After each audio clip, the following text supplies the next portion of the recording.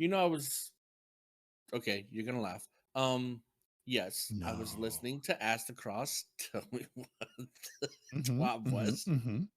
and I was looking at his video links, right? And I was like, Ask the Cross just told us the entire twab with his little spin on things and his intro and his outro and all this other stuff in like 15-20 minutes. And we've taken this 15-20 minutes and stretched it into 2 to 3 hours on a weekly basis. I don't know if that's a talent or if we're just that bad at our jobs that we can't condition a 20-minute thing into the 20-minute segment of which it belongs. Okay, well, we can, but if you keep going on and telling us squirrel stories, it goes on for a lot longer. First of all, I don't have a single squirrel story. I have the raccoon story when I was in Louisiana and it came up to me, but that was live. Everybody remembers Rick. There was Rocket. at least 2 squirrel stories last week. What? I don't even know any squirrels. What are you talking about? Just have to listen to the show. Metaphysical squirrels. Jeez.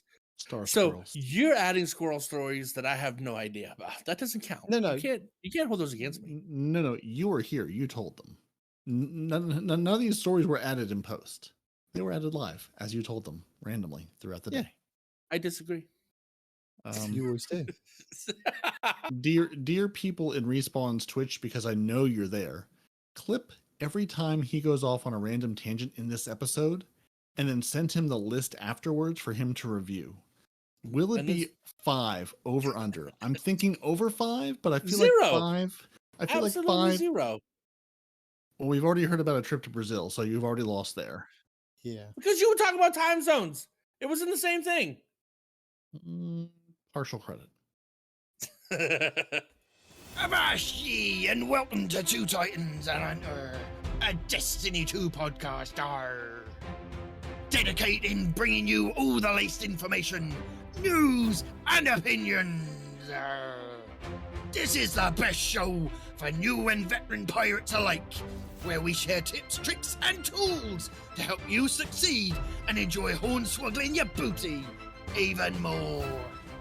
So with all that said, let me introduce you to me ragtag crew.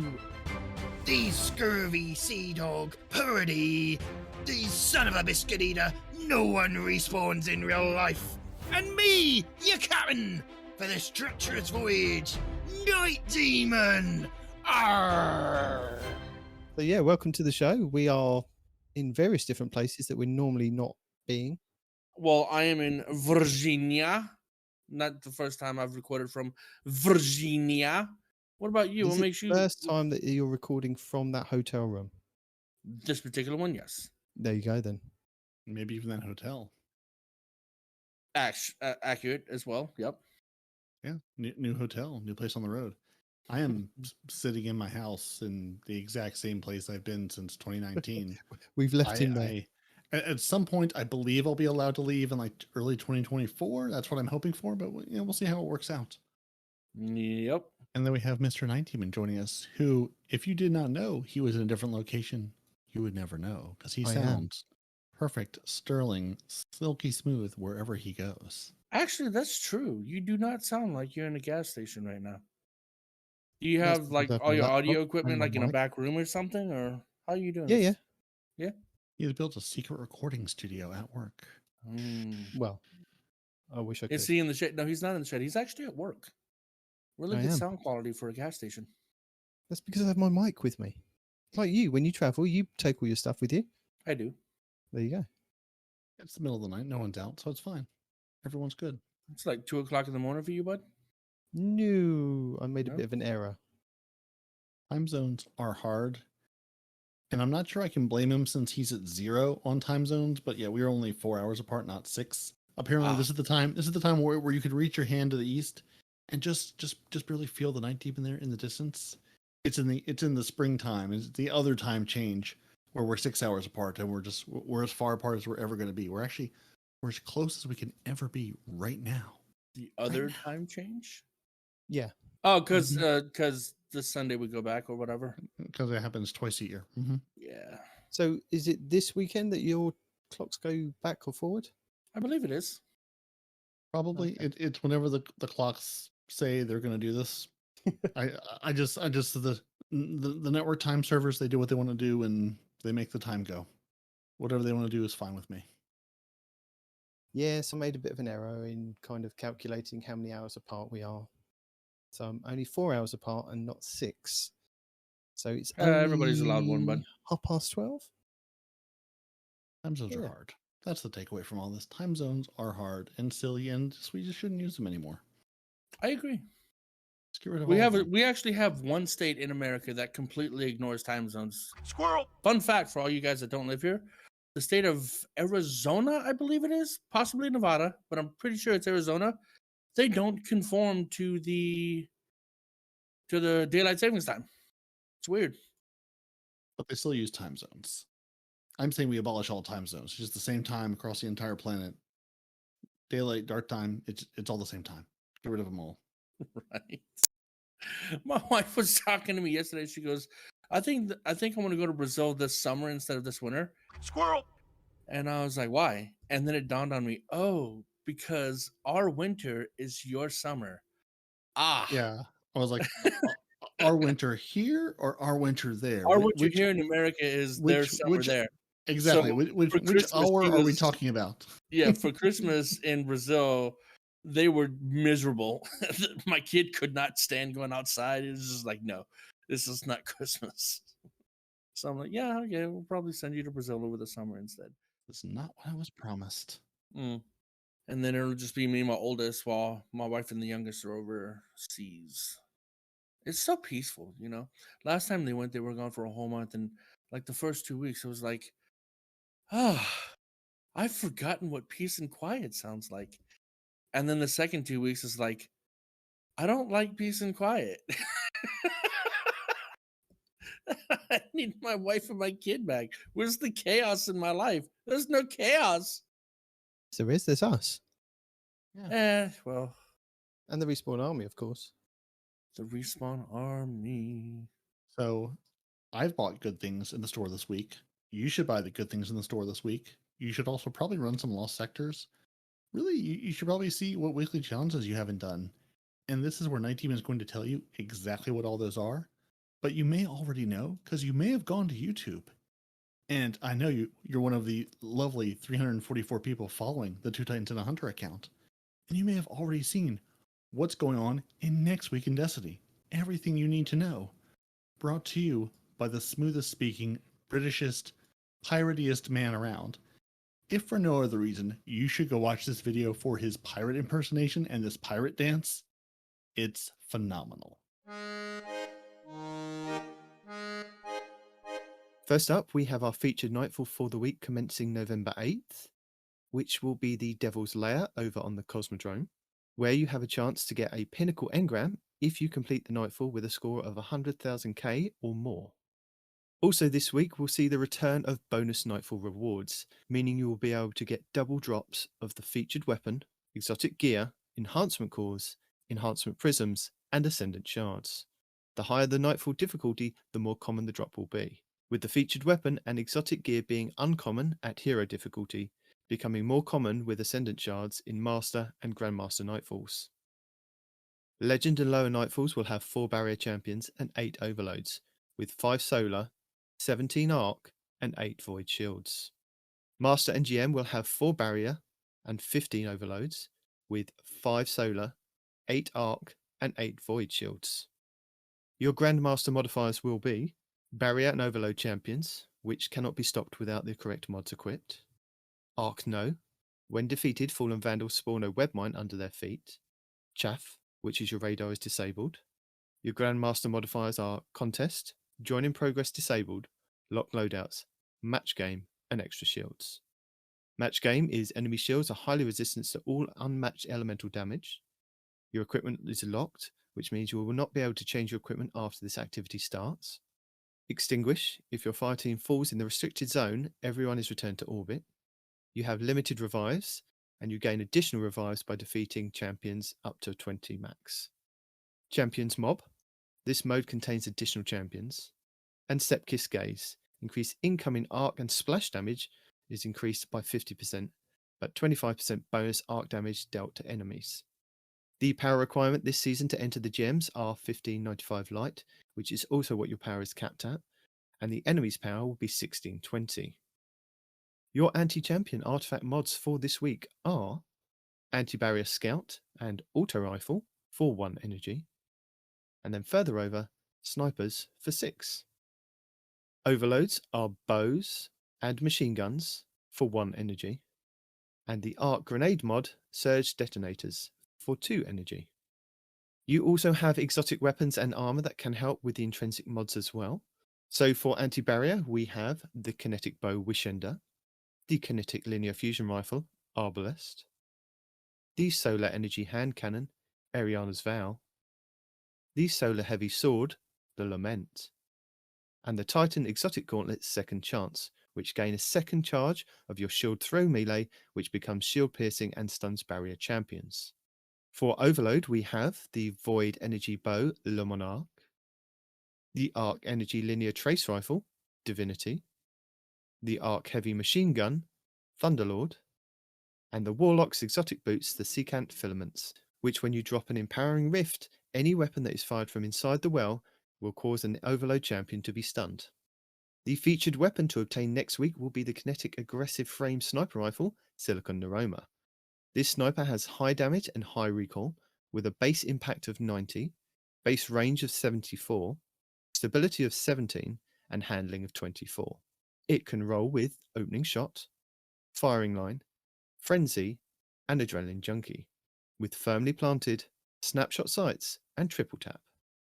It has the origin trait of Stunning Recovery, where if you stun a champion, you partially refill the magazine, trigger health regen, and improve your recovery for a short duration. And Vanguard Vindication, where final blows with this weapon grant a small amount of health. Next up, Lord Shaxx brings Showdown back to the Crucible this upcoming week. Showdown is a 3v3 PvP mode in which you have limited lives and the ability to refund a death by reviving your teammates. Teams work to score as many kills as they can across a series of 5 timed rounds. If each team manages to win 2 rounds apiece, a 5th Showdown round commences in which each player only has 1 life, kicking off a tense elimination-style tiebreaker. This mode offers players a taste of the core elements of Survival and Trials of Osiris. The pinnacle dungeon for next week will be the Grasp of Avarice over on the Cosmodrome, where you can obtain Artifice Armor from doing a Master version, which gives you an additional mod socket that can be used to equip artifact mods from the current season. And your pinnacle raid will be the Garden of Salvation on the Moon. Next up, challenges. So we have now had all 78 challenges over the period of 10 weeks. As a reminder, if you can complete 75 out of 78 available for this season, you can get a large pile of Bright Dust to spend at the Eververse store. And speaking of Bright Dust, onto our Eververse for the week of November 8th, 2022. Available this week for Bright Dust, we have the Indra Soaring Exotic Weapon Ornament for the Thunderlord Machine Gun for 1,250 Bright Dust. The Queen's Best Exotic Ship for 2,000 Bright Dust. The If It Fits Ghost Projection for 1,500 Bright Dust. The Baril Shah Shader for 300 Bright Dust.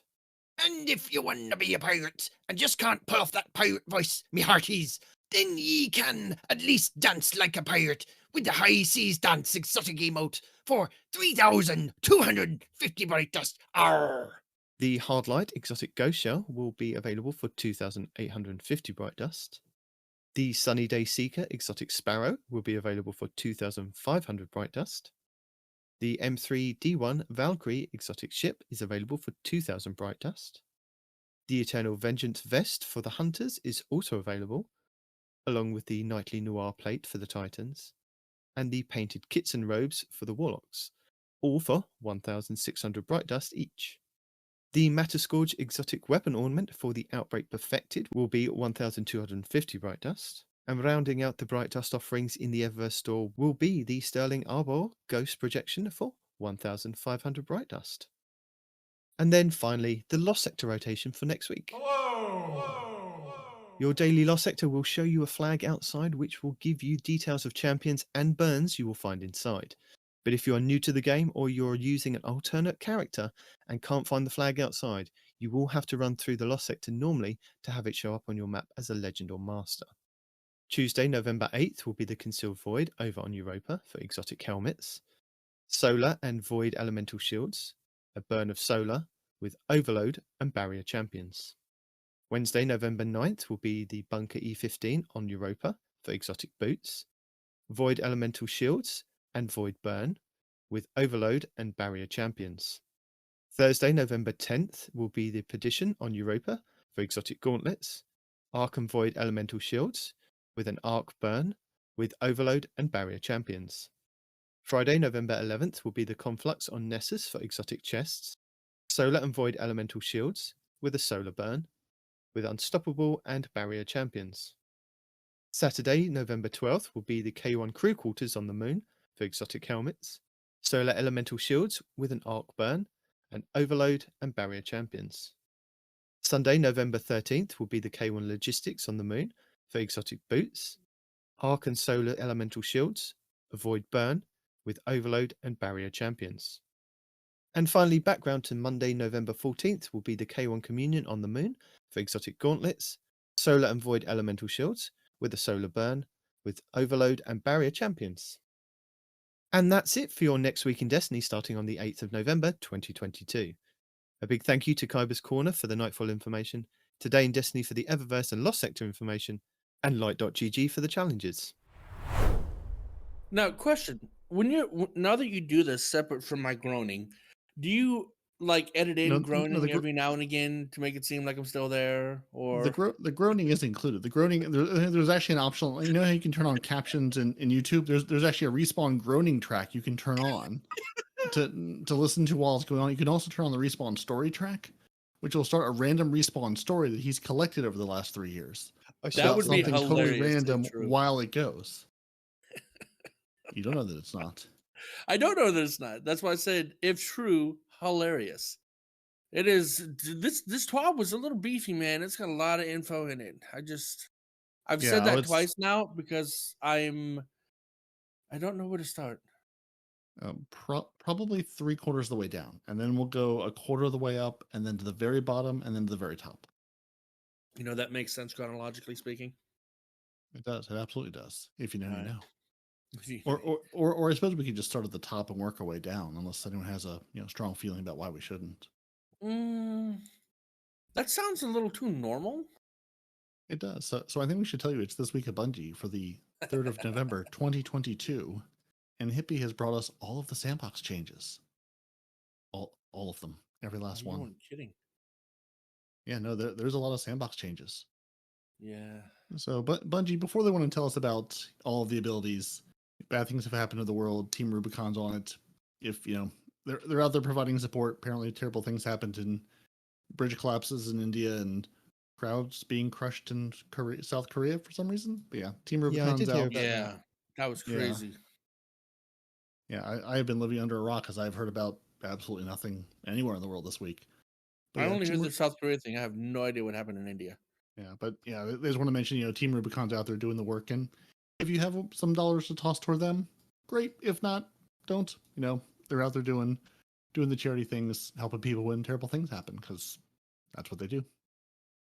And that's because Bungie do team up with Team Rubicon quite a lot, don't they? They do. Anytime a natural disaster happens, I think they team up. Yep. And now we have 2 abilities and beyond, and way beyond. Tell me all about the abilities.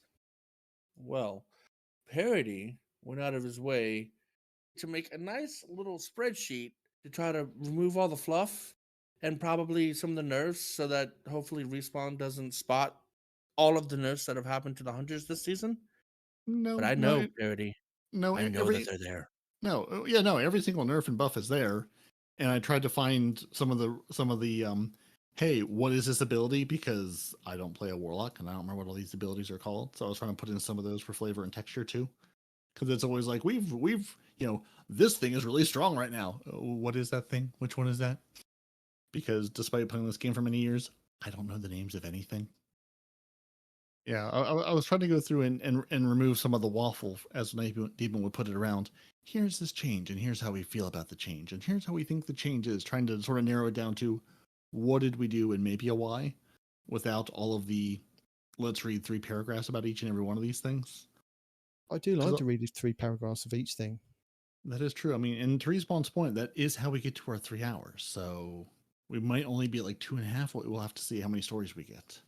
All right. Yeah. So we have our entire sandbox team. All the sandbox team is here to tell us about basically when basically in last December. Let's go back a year. Last December. Okay, take us back. Back in December, we had update 3.4.0, which is basically where they tweaked all like the ability cooldown rates throughout the game, and they had a couple of goals last year. They wanted to reduce the ability cooldown rates across the game. They were trying to reduce the focus on abilities in the high level crucible activities like trials and survival, and reduce the number of low cost one hit kill abilities in PvP, aka all of the ways you can be shoulder charged. So they did that when they released the update 3.4.0 last year. Basically, that was to address all of those issues. So prior to update 3.4.0, they had a couple of concerns where, first off, the super energy economy at the time was promoted extremely passive play in the high level PvP and would just secure guaranteed round wins with your roaming supers. Basically, you'd have a bunch of people hanging out together in crucible maps, waiting for the supers to come up, and then use those to win, use those to turn the tide of things. And their solution to that was, in the trials changes, reducing your round timers, adding your zone capture to trials, and reducing the super cooldown timer tiers. Even though there are some outliers they're still watching, they're pretty happy with how all that worked. Their second concern was their ability cooldowns within each slot were identical, and all the cooldowns were not something they could really easily change or easily balance the ability potency. Because, remember back in those times, every cooldown was the same. There was no every tier, there was no cooldown difference. was the same. Every super cooldown was the same. Everything was the same. No, yeah. Except for one thing. There was a difference. Our class abilities did actually, even back then, have different cooldowns, but that was it. Everything else had the same cooldown. Yeah, but the class abilities, was the least of their concerns. And they, so they addressed that by saying, we're going to give things independent timers. So we can change the cooldown of things. We can, make them high, faster or slower, depending on how powerful or how overwhelming they become. And they knew that, obviously the 3.0 subclasses were all in the works. So they were saying, this is going to add all these build crafting options and additional combinations of perks and abilities and all the new keywords. And this was going to create some power spikes that weren't even possible outside of, the preset subclass options. So this is the thing they haven't quite gotten a solution of. It's basically, they're going to be looking at, once Strand drops, sort of looking at all of the new subclasses now that they're all 3.0 subclasses and doing some balancing. So basically they were saying, without, the 30th anniversary, they did a tuning pass then, because the ability economy would have just been absolutely unsustainable after the subclass 3.0 reworks hit, because everything would have been pushed to 57. Everything would have been just overwhelming. The neutral game abilities in the spotlight. The neutral game abilities have been a spotlight as a real pain point for players, particularly in PvP, which, this takes the form of a lot of people saying just, the ability spam. Crucible is all abilities and every now and again some gunplay. And Bungie would really like it to be closer to like a 60-40 split of gunplay to abilities. Like, if you're in the Crucible, we want you to have to fire your guns. We want you to have your abilities to be strong too, but we like it to be more gunplay. So they're looking at basically a long-term tuning pass getting toward that 60-40 gunplay to ability split goal.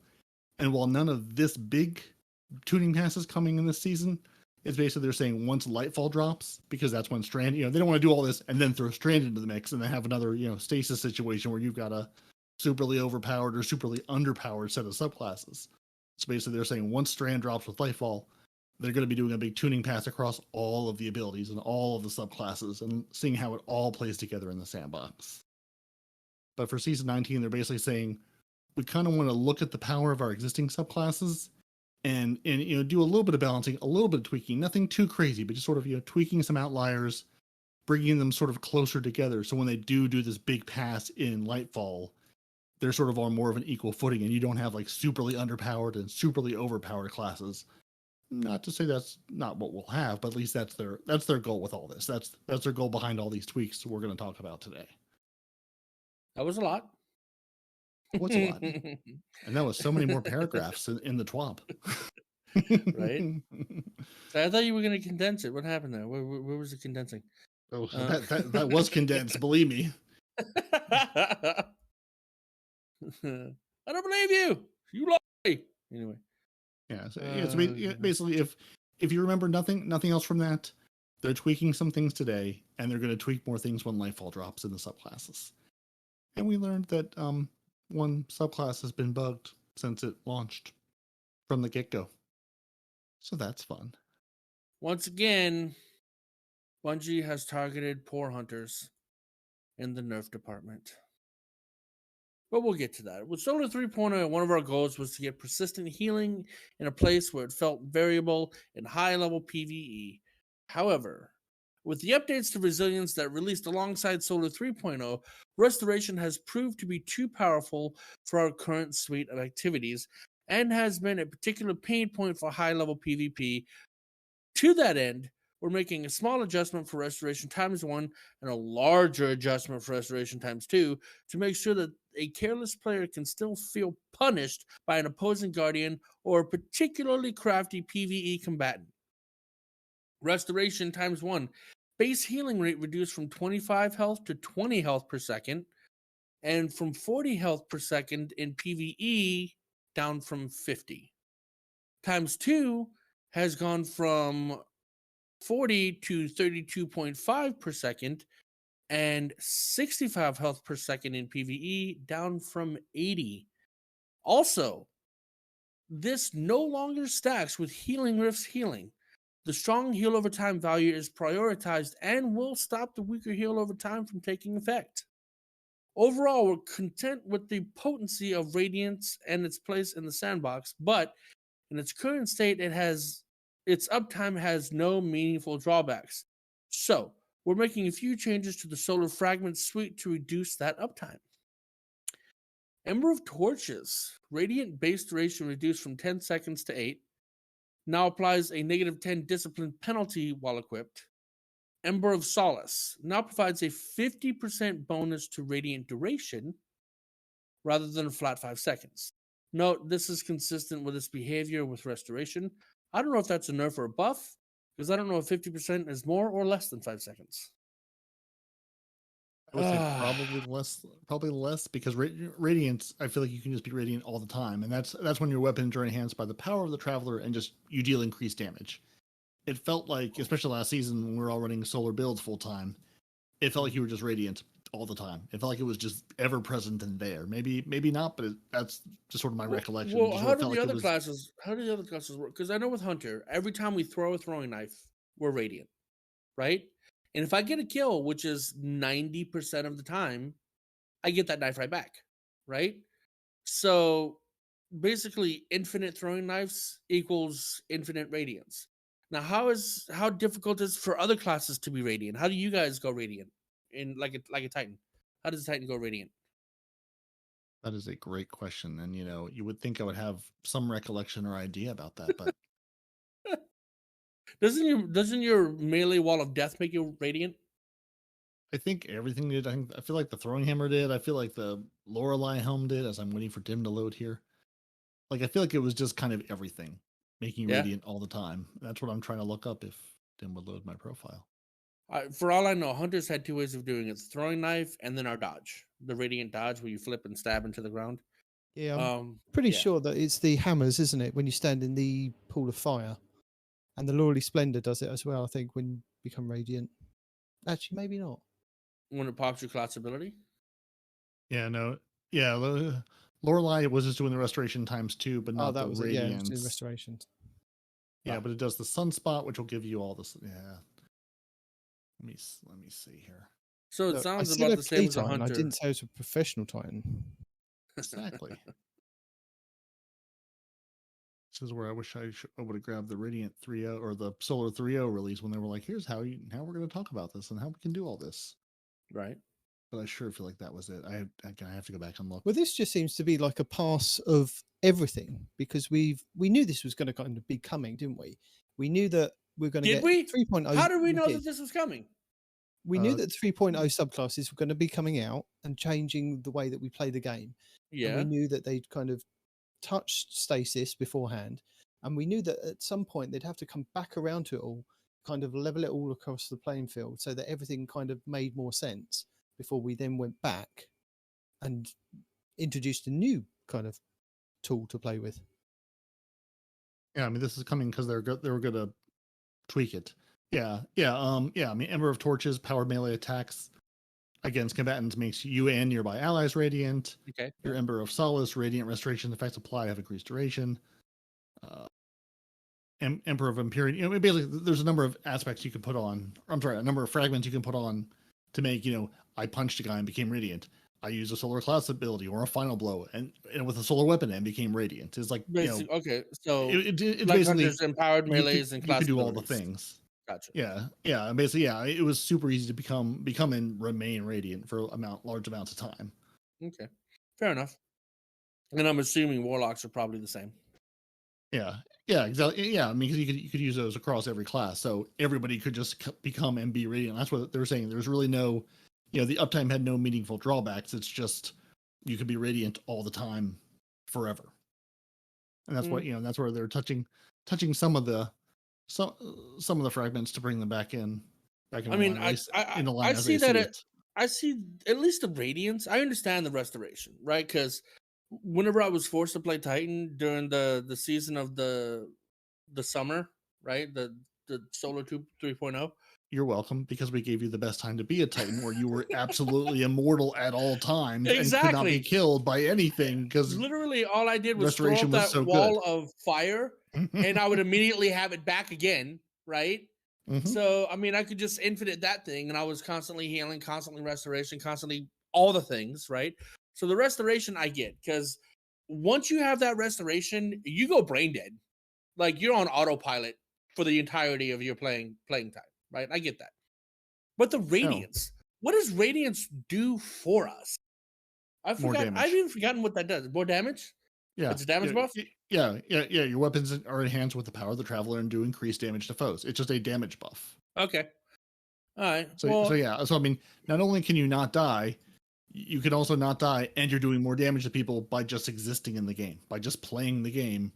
You're basically, they're essentially neutral perks at this point. You killed a guy, now you're radiant. You punched a guy, now you're radiant. It was just, I feel like this is more of an end game nerf than anything else, right?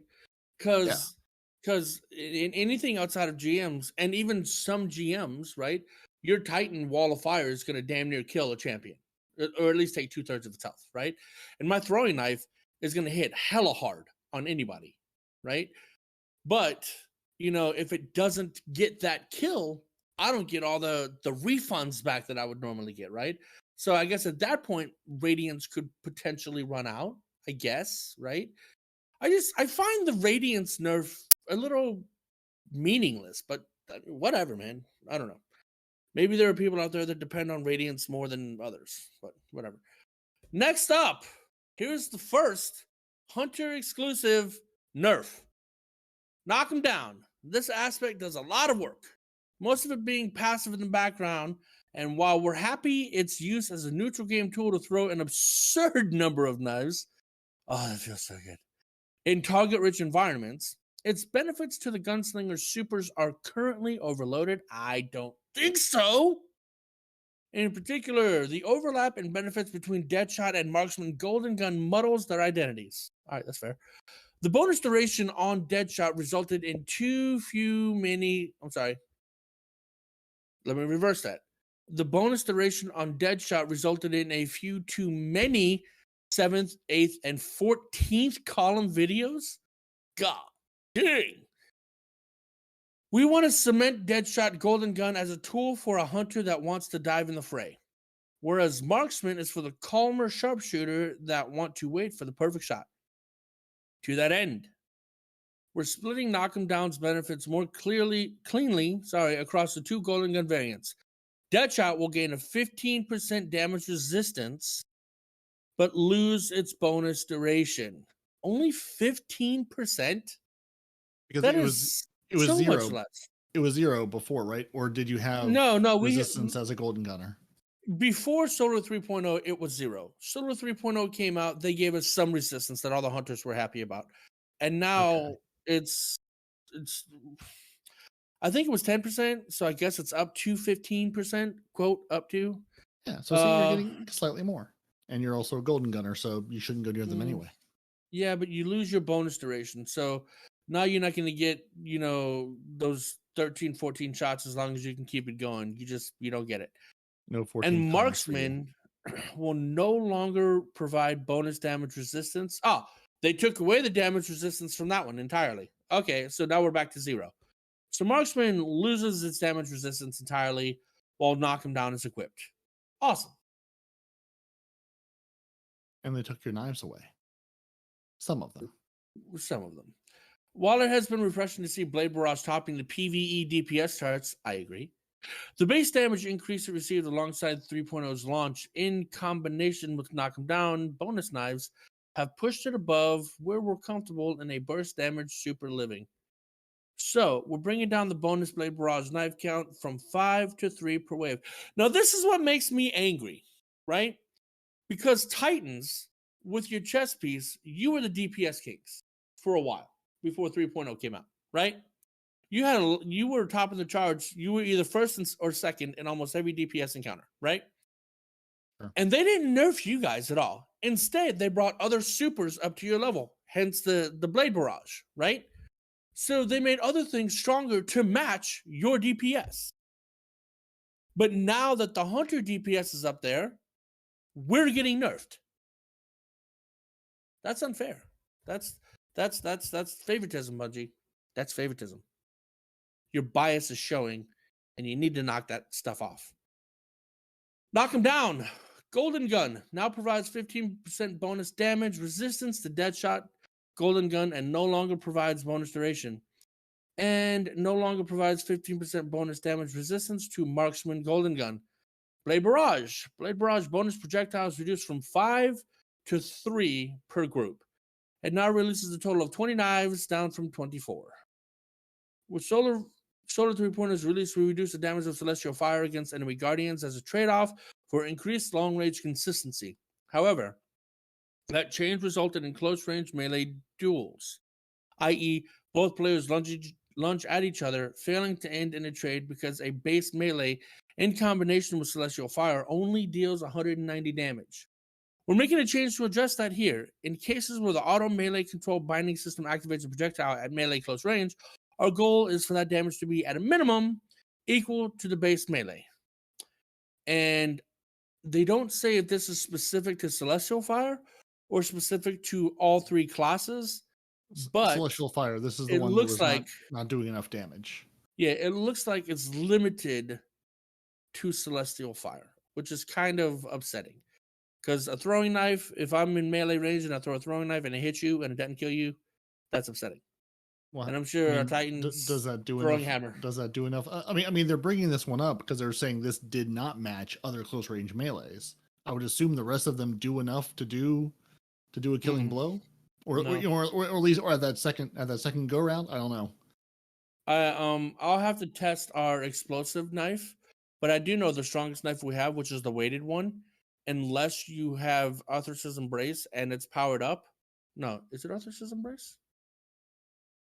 Yeah, Arthur's Embrace is in base. That's knife. Okay. Yeah, but which one though? Because we have 2 of them. Whichever one makes the weighted throwing knife stronger.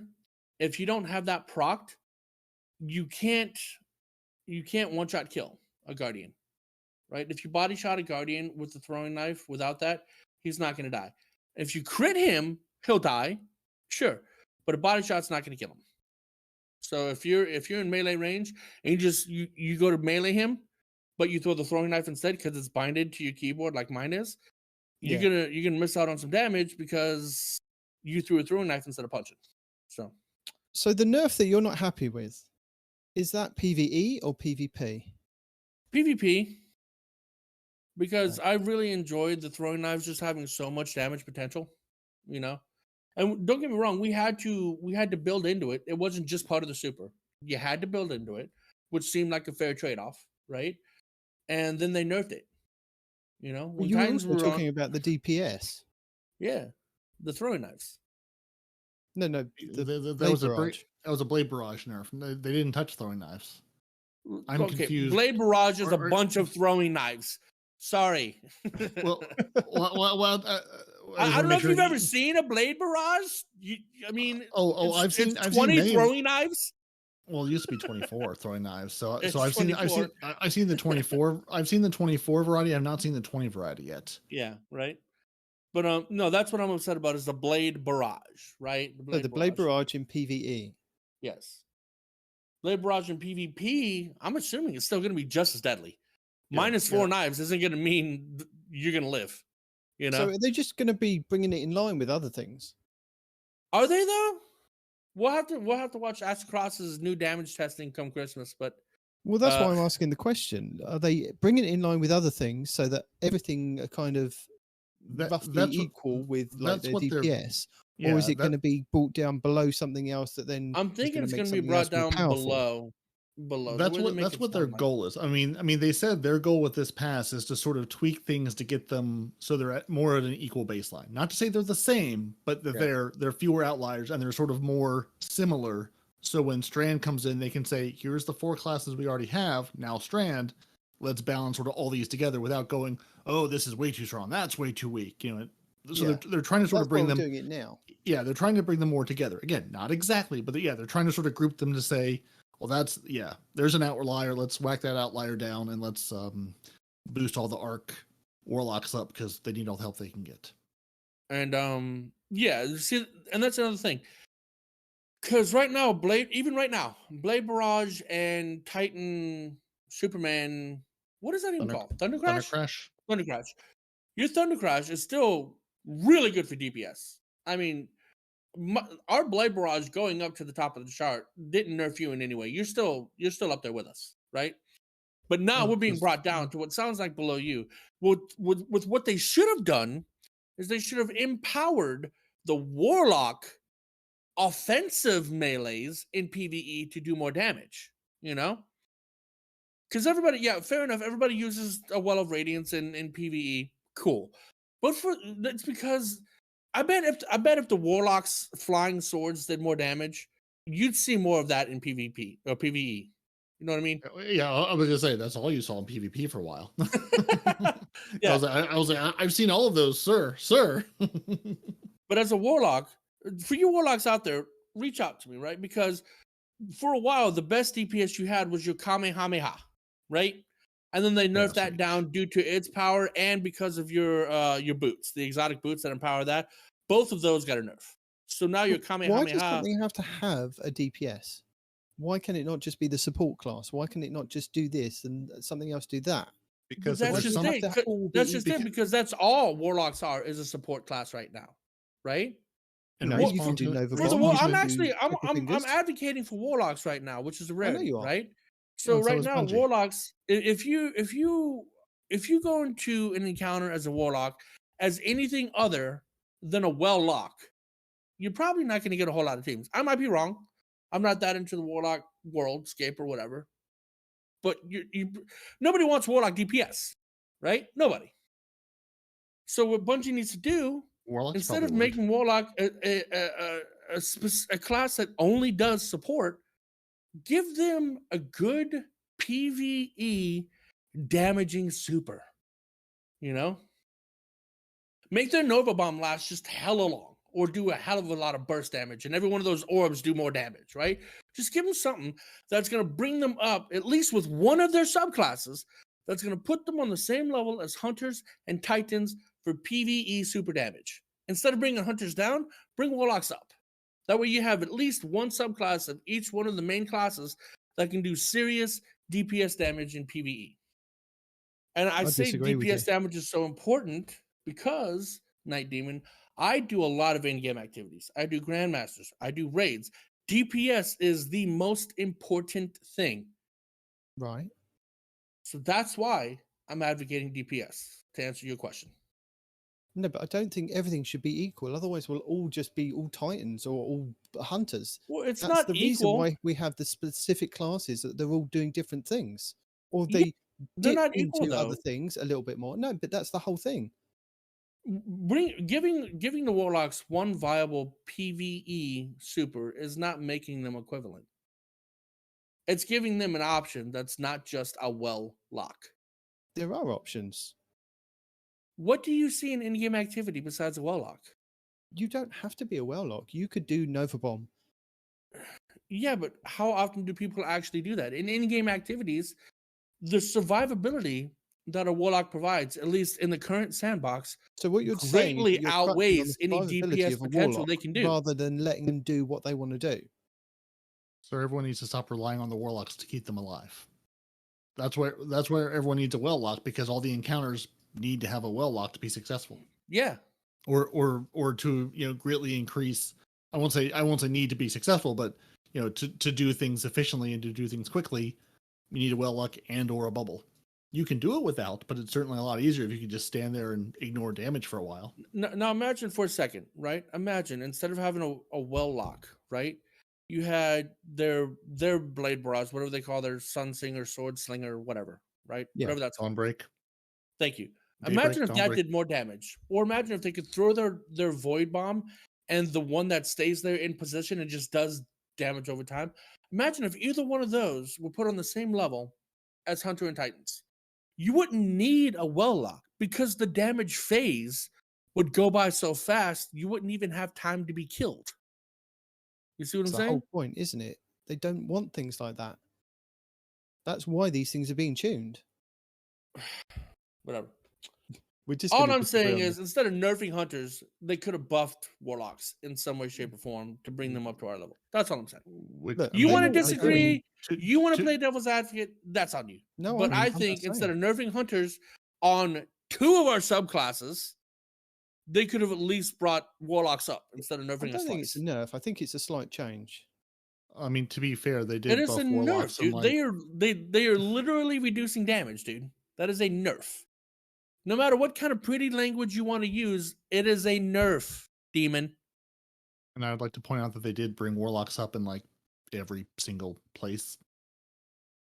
So Yeah, we're but like- not we're- DPS wise. We'll get to that, but just not DPS Anyway. wise. So I distracted mean- you from all of this. Void. Again, starting with Void Hunters.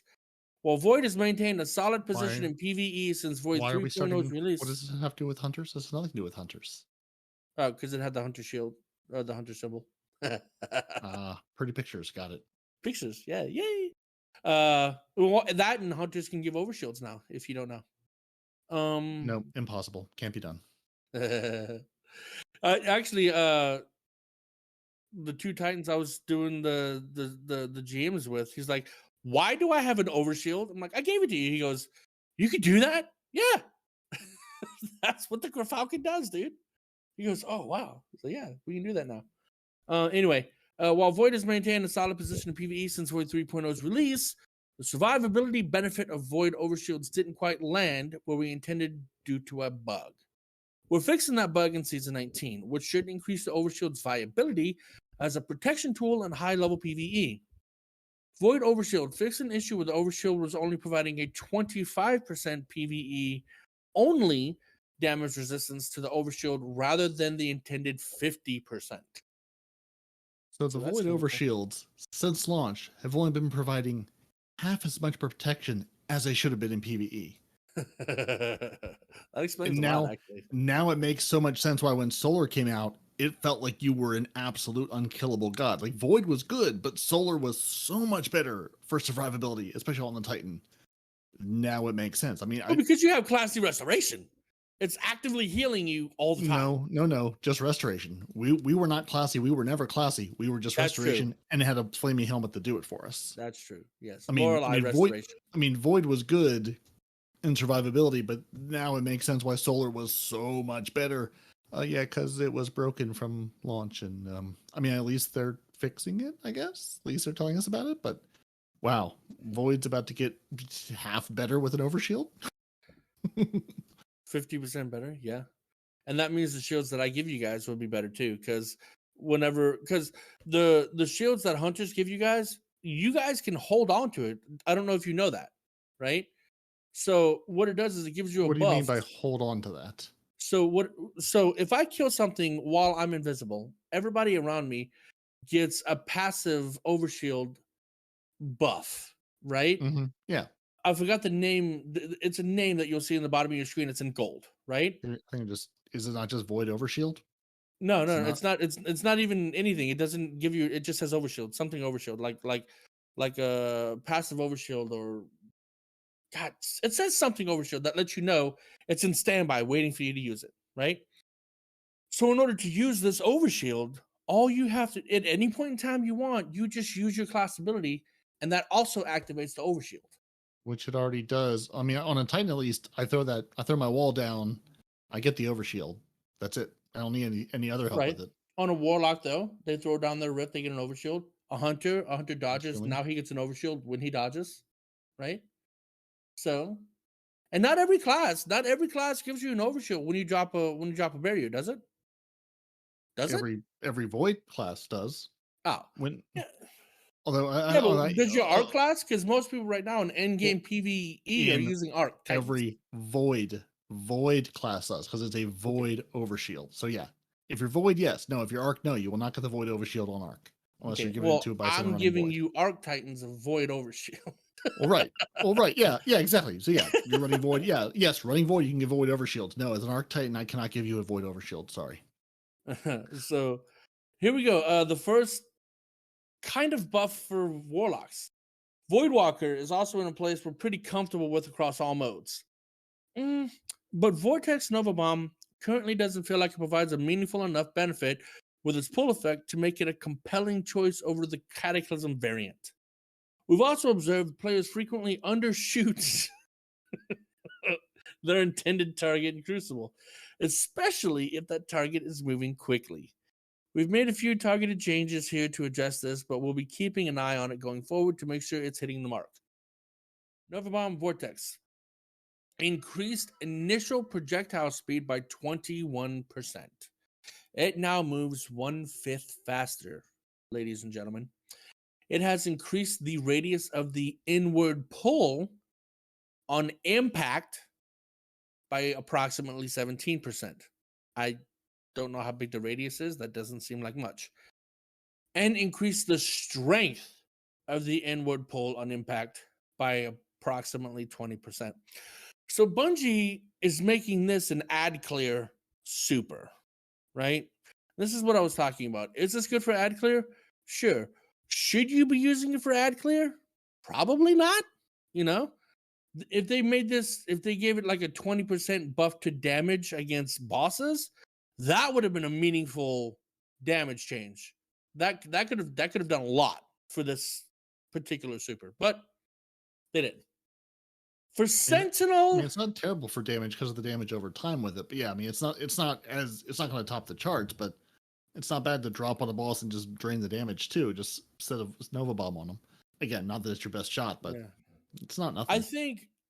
Oh god, I'd have to go back. Don't take my word for this, but I think that somebody did a damage chart, and the against the boss, the Vortex Nova Bomb did less damage than arc grenades.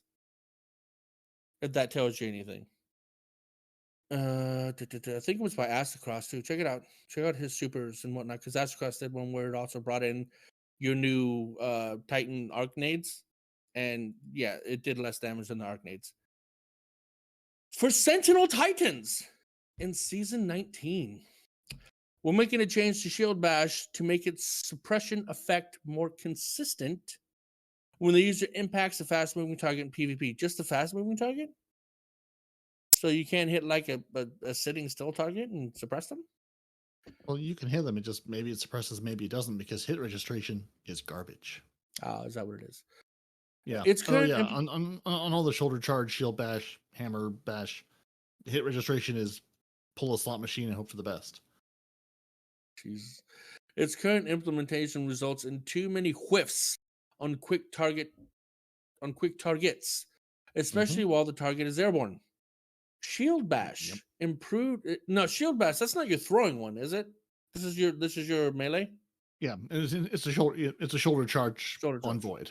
Okay. Your shield bash improved reliability of applying suppression. That's all. Doesn't give you a percentage. Doesn't give you details. That's Hopefully, it should actually work, and maybe you could actually make contact with the thing you're trying to hit. it. Maybe not. Who knows? So, this is the Hunter nerf. Now, am I upset about this? Yes. Could this have been worse? Also, yes.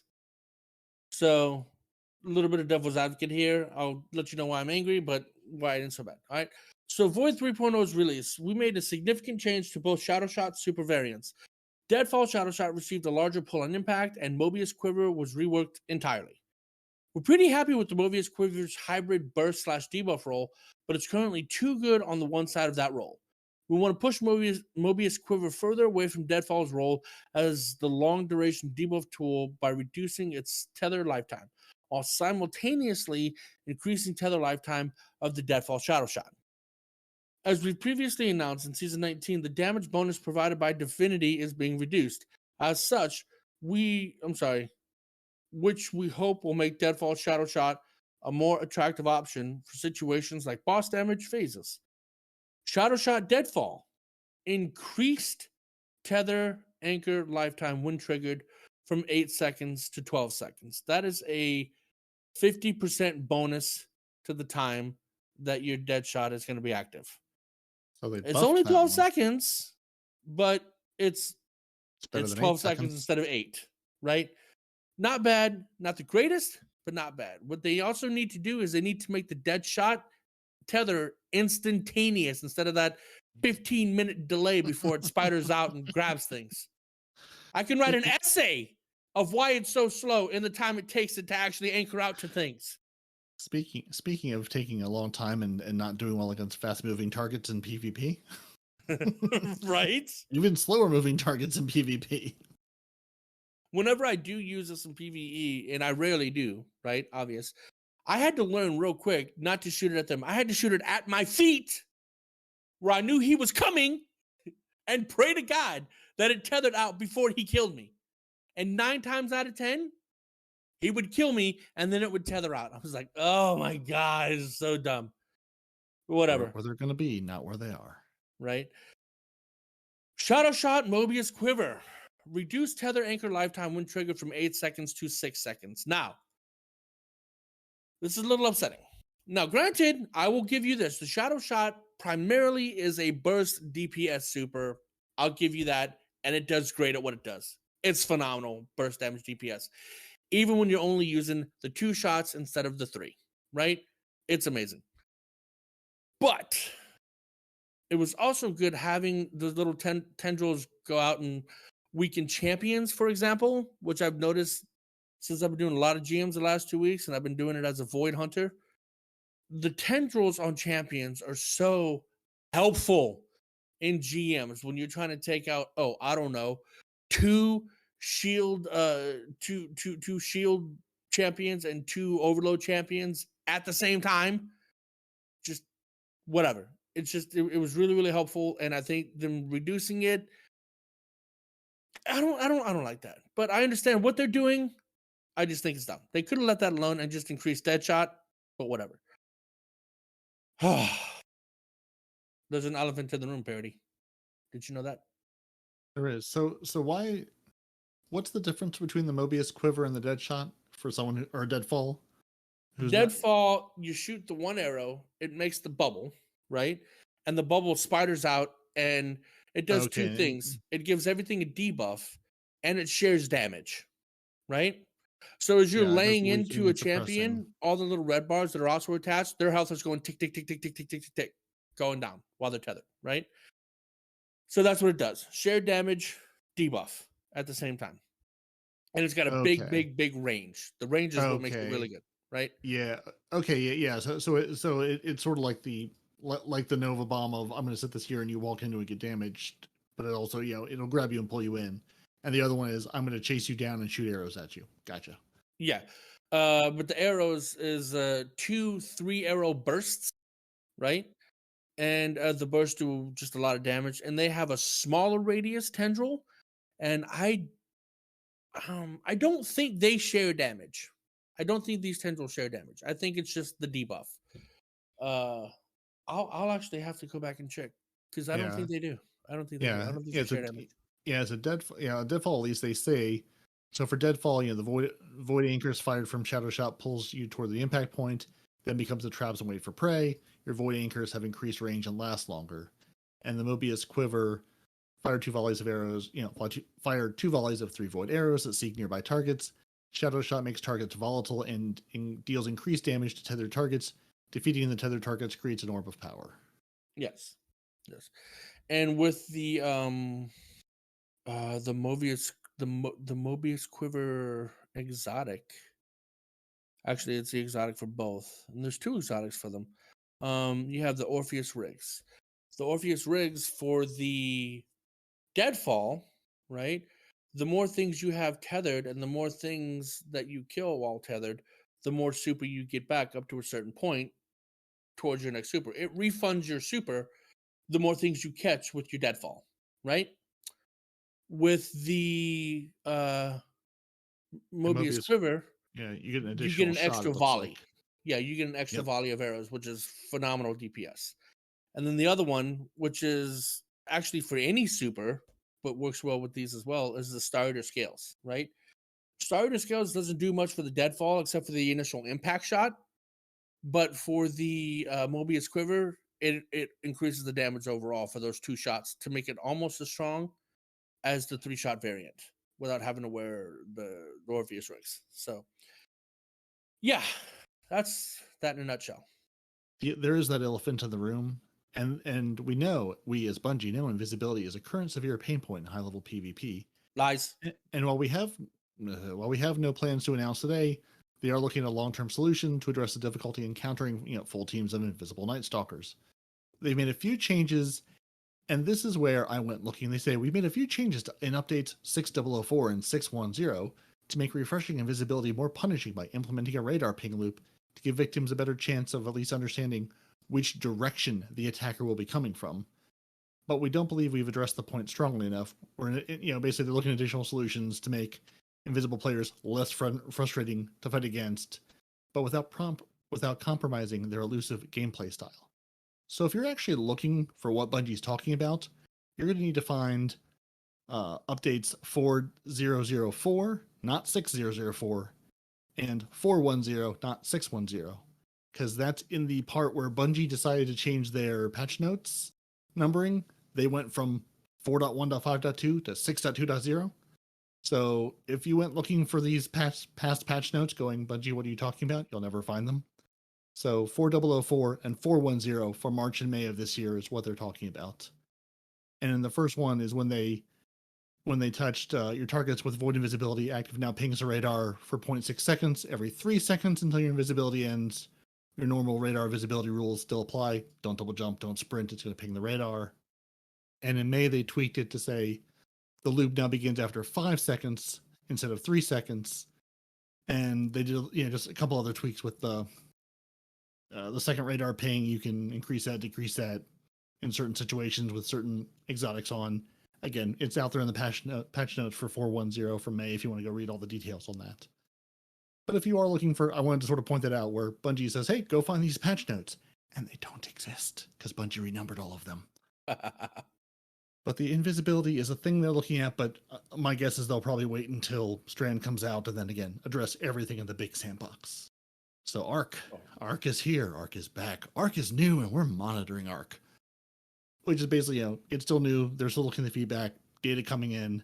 But there's one little outlier that maybe you've noticed, Respawn, maybe you've seen in game. Touch of Thunder storm grenades. There's one little thing that people I'm not gonna say is the D1 Galahorn requirement for any activity at this point. But they've noticed that this is a thing a lot of people are using. So they're saying their intention was to make your Striker Titan your grenade centric class. That was the code of the Earth Shaker, was your old top tree Striker Titan that had the magnitude perk, which just gave you 2 grenades as a build. You could not get 3 grenades with the armamentarium, but you could just have 2 grenades as a top tree striker, period, full stop. The storm grenade, their idea was, they wanted to sort of grab some players who were bunkered down and force them to move, push them out of cover, push them out of zones, give you some zone control. But it lasts too long. And when you're using it in PvP, it friend does versus so much damage too. Yeah. And when we're using a PvP, it's a little hard to tell, is that a friendly storm grenade or an angry storm grenade, and is it going to kill me? And this is what I thought is ridiculous right here, before you get into it. Like, who thinks it's a good idea to jump through a storm grenade, right? It's just like, enemy storm grenade, friendly storm grenade. It's a storm grenade. Leave it. I don't even want to roll those dice, dude. Just look for the red ring on the floor. If there's a red ring, don't go near it. Oh, The red same with ring. the Wither Hordes. You know who has problems with red colors? You specifically don't go near anything. But to be fair, you also don't play PvP, so you're safe. I play it sometimes, dude. I play more than y'all give me credit for. I don't stream that stuff. Well, that's fair. We give you no credit, so more than that is understandable. I know you've just moved away from talking about Void, but I was just thinking about it. What about just removing invisibility from PvP? Then you'd have to fight about a lot of other stuff about just to remove from PvP. Like we've had this before. Problem. Why don't we just bring back you being able to make custom games? Knives only, freaking hand cannons only, shotguns only, no invis or invis only, whatever, right? Bring back custom games, exotic to a Titan or a Warlock or a Hunter that when triggered, you can detect people that are invisible. Do something that can help. Well, that's my question. Remove it. Like, could I still use the Rat King? I was putting it on an exotic. Just... Yes, you can. Yes, you can. Yeah, I suppose you still got the Rat King in there as well, which is also a bit of a pain. Yeah, well, that was my question. Is like, would you remove it entirely or just remove it from subclass based reasons? If you want to run a Rat King, more power to you. That's that's the trade off you get with that power fantasy of you can be invisible, but you have to use a Rat King. Yeah, I mean, let's be honest. PvP needs some love, attention, care, looking after. Shax and the Drifter need to like form a union or something and get some attention on their game modes because they're not. I'm really hoping that Bungie has like a huge like PvP rework coming in Nightfall, that they're sort of like they're sort of like maybe purposely holding a little close to the chest because they know no matter what they say, they're going to get screamed at by everyone. Mm-hmm. So I'm really hoping there's something season there. 19, isn't it? It's meant to be the change for PvP. Yeah, but I'm hoping there's more. I'm hoping like, the big change is coming, the big love, like, hey, here's a slew of new maps, or here's a plan for all of our new maps. There's like a roadmap of, hey, you're getting a new dungeon every big drop. Hey, you're getting a new PvP map every big drop. Something. I'm not saying that's just return happening. The maps that they took out. The maps that they took out to work on for Gambit, for PvP, get them worked on and put back in the game. Hire a couple map guys. We can do it. I believe in us. You got a lot of Sony money, right? Yeah. But I'm totally with easy as that. Yeah, but I'm totally with some Spider-Man maps, dude. We got actually okay, I was joking about it, but seriously, if we have the string stuff coming in where we can strand where we can Spider-Man across the city. Yeah, I'll absolutely bring in a Spider-Man map. Hell yeah. Now that I'm thinking about it. No, first we're going to do our Ghostbuster Gambit crossover. Then you can have your Spider-Man map. Okay. Yeah, season 19, in all seriousness, is the Crucible change where they're changing the seal, isn't it? At the end of this season, that's being retired, the Unbroken seal. And we're getting a new seal and rework, apparently, to Crucible. Yeah, maybe some reason to play competitive ever, except for that one weekly challenge. Maybe. But one thing they're definitely doing that I can definitely assure you of is the Touch of Thunder Storm Grenade. Our friend, your friend, or maybe not your friend. It's hard to tell in PvP. They're going to decrease the Touch of Thunder. Let's try that again. They're going to decrease the Touch of Thunder's Storm Grenade base roaming duration from 5 seconds to 4 seconds. So they're bringing it down by a second. They're decreasing the bonus lifetime granted by the Spark of Magnitude to the Enhanced Storm Grenade from 2 seconds to 1.5 seconds. And they're updating the friend or foe visual language. Basically, when you're in PvP, if you can see the color red, or see all the colors as they appear, the touch of thunder storm grenade, the lightning strike basically blinks on and off between strikes to indicate whether it's friendly or not, but the cloud itself didn't have an indicator. So now that the ring will be persistent and sort of say, I'm a friendly grenade or not. And the actual cloud will have a VFX layer applied to it to say, I'm a friendly cloud. I'm the cloud. Trust me. All your data is safe here. Or I'm going to kill you. Run away very fast. So should be a little easier to tell. Did you know that about that VFX thing? Did I know which part of it? About like if the cloud is blinking, it's friendly, or if it's not blinking, it's dangerous. Did you know that? I did not know that. That seems like information we should know. I just knew that the angry red cloud was not a good one, and the friendly bluer cloud was a friendly one. I don't know. To be honest, I'm sort of with you. If there's a storm grenade nearby and I didn't throw it, I'm very suspicious of it, no matter what. Yeah, I'm not rolling those dice, dude. Don't trust it. It's not good times. Right. The ballistic slam for the Titans, which is the one where you jump up in the air after sprinting. You jump and you smash into the ground, dealing damage to nearby enemies. Bungie says, we feel like it's doing well in PvP, but it's too weak in PvE. So they're going to give it a 16% damage boost to combatants. The nades? PvE. No. The melee, the ballistic slam melee. Oh. We've moved on. We've moved on from the storm grenade. Okay. The storm grenade, we're going to touch it, put it in the corner and say, cool out, storm grenade, you've had your time. But our ballistic slam, which is, not the shoulder charge, it's the jump up in the air and slam down, that they're basically going to give a 16% PvE only boost to. PvP stays untouched and really, unless you're playing the one map in PvP and trying to like smash people with it when the game starts with your Dune Marchers on, nobody uses it, or at least nobody that I've seen really. Fair. So Arc Hunters. So they had a primary goal with Arc 3.0 to increase the viability of Arc Strider in high-level PvE content. And they feel it's doing pretty well. But the nerf to the Tempest Strike in Arc 3.0 makes it too difficult to justify over your Lethal Current or Flow State. So we're going to give it a PvE buff. So Tempest Strike, they're going to give a 30% PvE buff to. And what is Tempest Strike versus the other ones? Do you know offhand? I didn't make notes on that. Tempest Strike is the new one that we have where we can throw it like a spear. Oh, good. Yeah, no, that's perfect. A 30% PvE buff sounds amazing, because there is nothing funnier than watching hunters stick those things to bosses and they run around like stuck dogs with the giant arc staff sticking out of them doing damage. It's beautiful. It's perfect. I love it. Let me check. I'm rocking it right now. Let me double check. Yeah. No, Tempest Strike? Hold on, that's not even a super. Stand by. What the hell is Tempest Strike? Something an Arc Hunter can do, I wouldn't know. Is it a fragment? Is it an aspect? Something That's on what your I'm Arc looking right Strider now. kit. Talking about that with Nitedemon earlier. It'd be nice to find like basic information about this game. It just sometimes that's hard to come by. Yeah, our Spear's Gathering Storm, our Arc Staff is just Arc Staff. Oh, Tempest Strike. Oh, Tempest Strike is the third blow when you have the Arc Staff.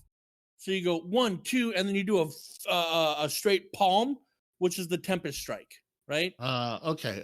So it's part of that super. Just as you chain it, like with the Titan shield bash, like you punch, and then do that like big smash at the end. Okay. Yeah. 1, 2, and then Tempest Strike. 1, 2, and then Tempest Strike. Yeah. Well, that's not nearly as funny, but still good that it's getting a PvE buff. That's excellent. Darn it. Well, because right now, Gathering Storm is just so powerful for no reason. So, yeah. No, every reason. It has all the reasons. Yeah, it has all the reasons. I'm not here to question it. It's too strong. So, Warlocks. Oh, our dear Warlock children. Our child of the old and the new gods. They've gotten lots and lots of feedback about Stormcaller's potency in PvE and PvP since Arc 3.0. And your Arc Lock doesn't really have a place in high-level PvE at all, especially when you've got Child of the Old Gods, Bleak Watcher turrets, or Well of Radiance as options. So, I mean, good other options, just not if you want to be an Arc Warlock. So, with the Arc 3.0 rework, they did take the arc souls in PvE from 25 to 35 damage, so they gave it a little bit of a buff, but that's not nearly enough. So they're going to take the arc soul in PvE only, PvE, not the Crucible, from 35 to 60 damage. So they've taken it from 25 at a starting point to 35 now, up to 60 damage in PvE. So that should make it a little more friendly, a little more viable. Also, the lightning surge, which is basically when you're sliding, you can activate your charge melee to blink forward, calling down a lightning strike that jolts targets as you rematerialize. Mm-hmm. Use that thing in trials. It's great fun with Astacross's build. Mixing that with the Dead Messenger, it is a beautiful thing. That's way too good, because why would you ever choose anything other than lightning surge? So because of that, they're going to take the other two melees. Your ball lightning, they're going to increase the travel range from 27.5 to 35 meters. And That's your chain Warlock lightning, only, right? Yeah. Yes. Yeah. These are Warlock only changes. Yep. And then your chain lightning melee, they're going to increase the damage in PvE only by 50%. Here's a 50% damage increase in PvE. Because yeah, why would you use anything other than I can slide and call down lightning? Because it's just silly otherwise. It is pretty silly. And to Respawn's point earlier, the Kamehameha Chaos Reach is too weak in PvE, in PvP, in PvM, in PvE everything. It's just too weak. It was a menace in PvP in Season 15, so they did tune it a little bit in the 30th Anniversary Pass, but now they're going to tune it again, so it sort of will sit closer in the super tier list, closer to like your Blade Barrage and your Silence and Squall cooldowns. So they're reducing, this is one, they're not changing the damage at all, but they're reducing the base cooldown of your Chaos Reach from 9 minutes and 16 seconds to 7 minutes and 35 seconds. That's cool, but they haven't increased the damage though. I mean, yay! Right. Better cooldown. Huzzah! Right. But, so yeah, I mean, so it'll come up quicker. You could use it more often. But yeah, I mean, is it gonna help your straight DPS numbers? No. Can you use it more often in PvE? Yeah, absolutely. And this will now, if you want to think way back to 2021, in November 2021, Bungie told us about these super tiers that I swear they have not touched on or mentioned ever again since then. So they basically, this takes it from a tier 2 super to a tier 4 super, where right now it sort of sits alongside Nova Warp and Daybreak as your options for, how fast you get your super back. And like Bungie says, it moves it up like to Blade Barrage and Silence and Squall to a much quicker refresh. So, when the Silence and Squall and the Blade Barrages come in, your Chaos Reach should be up, more closer to that point versus like your Nova Warp. And yeah, so November 18th, 2021 in their TWAB is when they talked again, feels like a million years ago now. They had a whole list of super tiers and how fast each tier will go. So if you're sort of curious where things sit across the board, they have a whole list and a whole chart of, just how fast everything. Basically your fastest tier was your Well of Radiance, which was a tier 5, and then your slowest tiers to come back were your Spectral Blades, Fist of Havoc, Hammer of Soul, Glacial Quake, and Winter's Wrath. So you can use your Chaos Reach more often, which, again, like Respawn said, not a damage boost, but at least you get it back quicker. So, hopefully it'll be something you just have up more often. Yeah. And now we come to our Icy Boys, with a drunken toddler of a Titan there standing there going, I don't know how to use my super, I just lunge at things and hope for the best. Yeah, it's nice to see the Warlocks getting some help, because it either feels like they are just overpowered super gods of the world, or why would you play it because it's just been beaten down so far, it's not worth it. So maybe, again, this will sort of bring it into line. The only thing that really concerns me is when you kind of get into a build and you play with it so much that you're so used to it, and then Bungie go and tweak these little things that then kind of upset like a PvE player, and it kind of, I don't know, upsets the equilibrium of what you're kind of doing. I mean, pretty much for the same for PvP as well. It's like when they move things on the director. I still want to go to the wrong place for Gambit and Crucible sometimes, because for years it was in a certain spot and my brain has locked into that movement. Same thing with the PvE builds. Oh, I had this lovely gameplay loop and now you've gone and disrupted it on me. I mean, the restoration thing wasn't too bad with the Laurelly Splendor. I mean, I did feel it this season. I was like, okay, I'm not surviving as much as I should. Maybe I should not be standing in the same pool of everything. Maybe I But, shouldn't walk yeah. up to this GM boss and just kick him in the knee and go, ha ha. I now regret not doing my Shattered Throne run last season. Oh, yep. Well, hey, I mean, they're going to improve your Void Overshield by half, so maybe that's the answer. You'll be more tinky as a Void Titan now. I mean, as a Void everything now. I mean, I always look forward to all the changes. It is nice to get a refresh of the game, basically. I'm happy not to have bought this game 7 years ago and go, well, I don't play it because now it's 7 years old and hasn't changed. Yeah. Yeah, it does change. I mean, new things come, old things go. New things go, old things come back. Yep. I think that's the only other bad thing, isn't it? Respawn's bad about Hunter nerfs. Yes, Hunters should never, ever, ever be nerfed in this game. Full stop. That's the only other bad thing, isn't it? Kind of trying to explain to people how to get into the game and how things work, and then literally 2 weeks later, things change. And especially if you're kind of not on the level of reading the TWAB every week, you just play the game, and it's like they change it, and you're like, okay, it's not working how as I intended it to be, but it's, it just confuses players sometimes. Yeah, like, can you imagine having a build where you got your grenades back super fast, and then the exotic which helped you achieve this, like for Titans, your Heart of Innermost Light, right? That gets nerfed, and now you come back with that same build 6 months later, and you're noticing your abilities are not coming back like they used to. And you have no idea why. What's going on? Yeah. What happened? Yeah. Oh yeah. I mean, and just honestly, I mean, trying to get into this game. I mean, that's why we sort of try to at least, give some love and care to new light players, and Gator and others, and a couple other folks have done like new light guides, and because I mean, going and saying, hey, how do I do this quest? It's totally different, or maybe not in the game anymore. From hey, all these videos I found about it.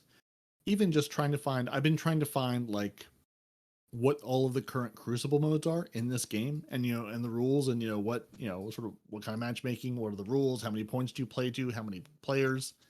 Finding basic information about this game, even from Bungie, is very difficult.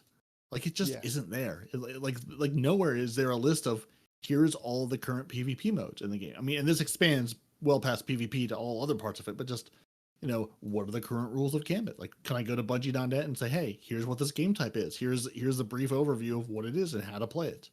What are the different modes? Are there different modes? Just basic information is hard to find. So, let alone trying to play this and go, what are all these moving pieces and why are they all different now? Momentum control, or momentum, is where you get your supers and abilities back super fast, right? No. Yes. Momentum, or Oh, no, momentum, no, No, you don't get them back super fast. It's only if you're kind of getting kills. Yeah.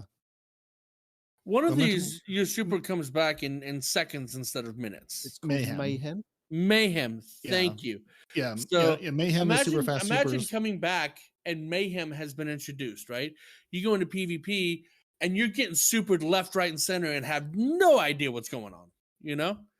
You're trying to come in for weapon play and you're getting arc staffed, freaking Nova bombed. Anyway. Yeah. I mean, heck, try picking up this game as someone new to it, going, oh, well, the control playlist, that seems to be the big one you're sort of shoving in my face. Hey, here's the thing you should go play. Here's how you should get into this. And walking into it in its current state right now. I wouldn't wish that on any new player, or current player for that matter. Or any player. Yeah, but that's a whole nother. Yeah, maybe that's what we'll do come the end of the year when Bungie stops putting out TWABs. We'll do the big, how in the world do you play this as a new player? Or here's one long respawn rant about all the things that should be better. So on last night's stream, I was talking about exactly this, and the whole reason for that comment. No, this is exactly about this. Shut up. Let's see where it goes. Yeah, about the new player thing, and remember how we had the discussion about it's the adventures of AC3, and it's supposed to be like for veterans hilarious because veterans already know what's going on while also being a tutorial for the new players coming in, right?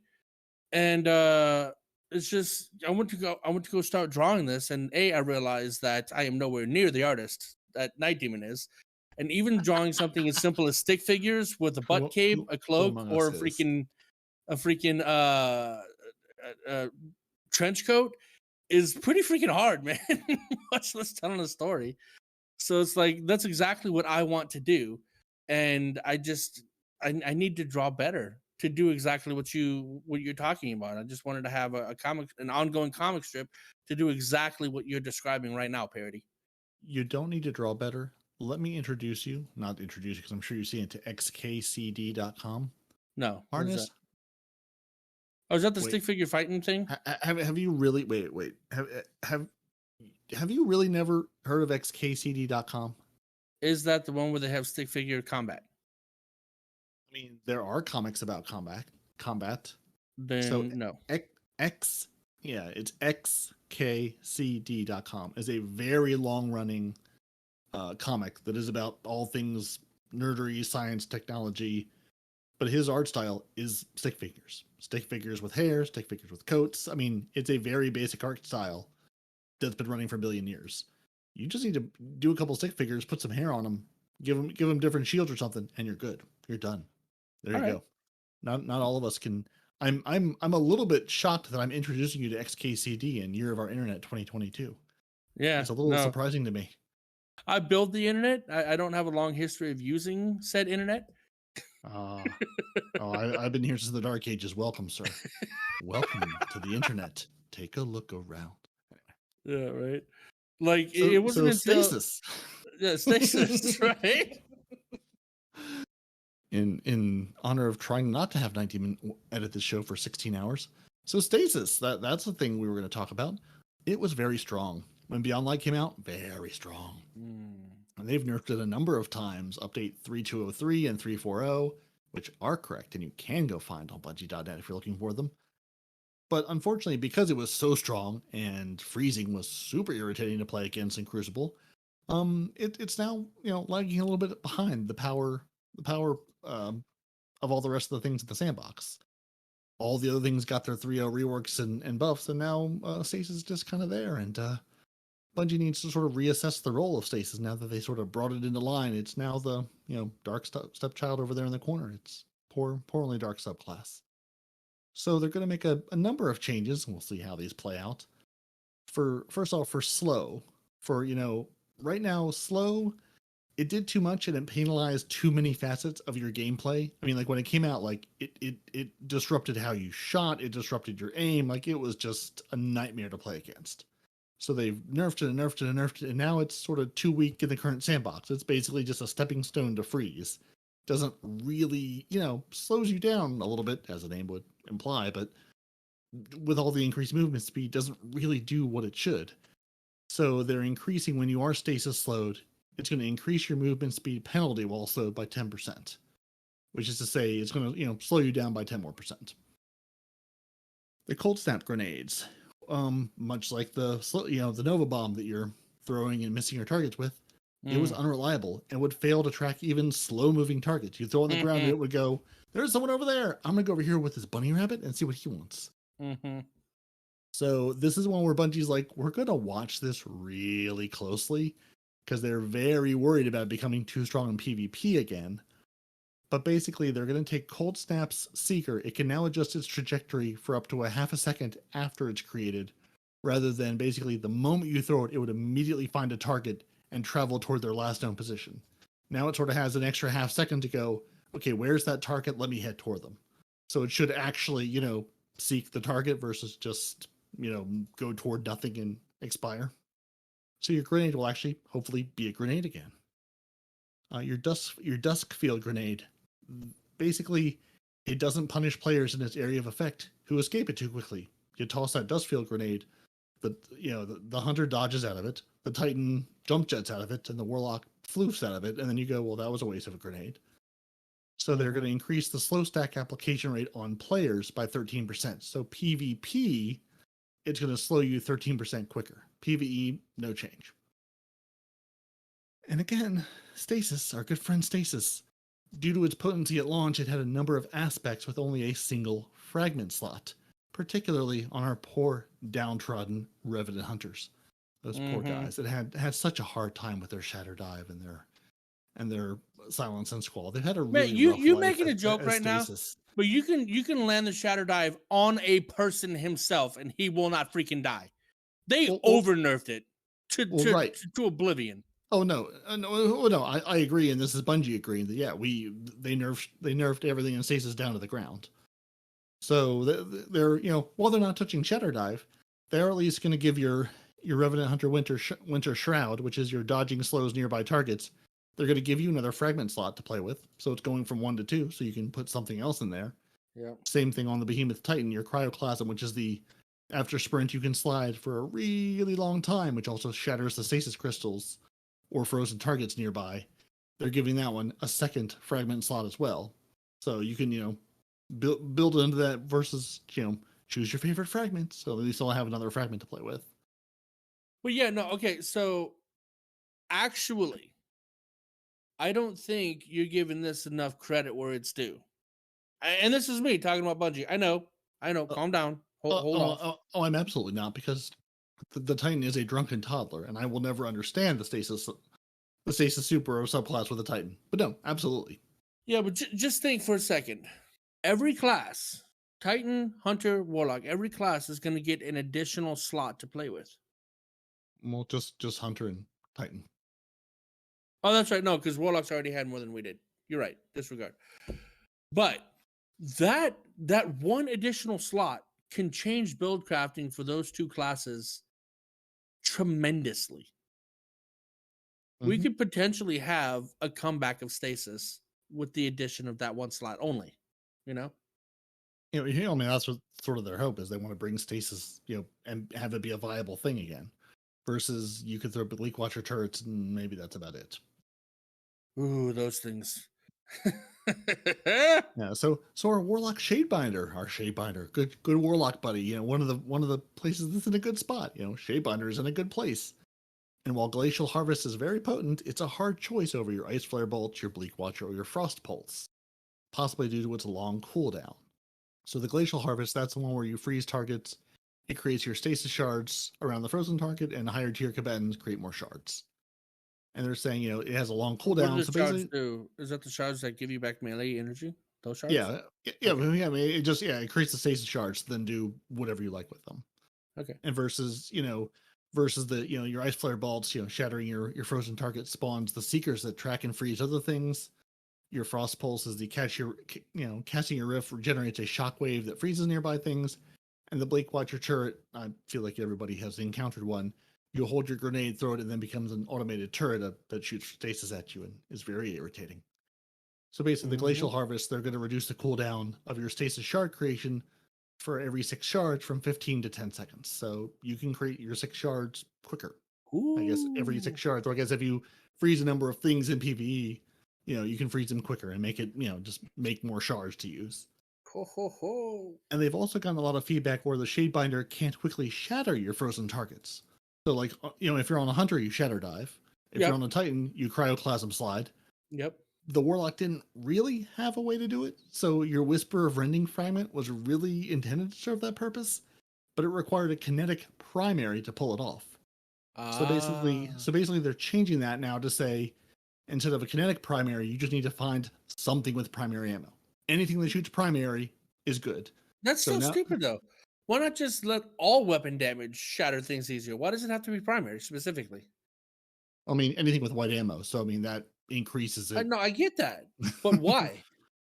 Because Bungie says so. I would think like in any, okay. This is ice, right? So solar should do extra damage, right?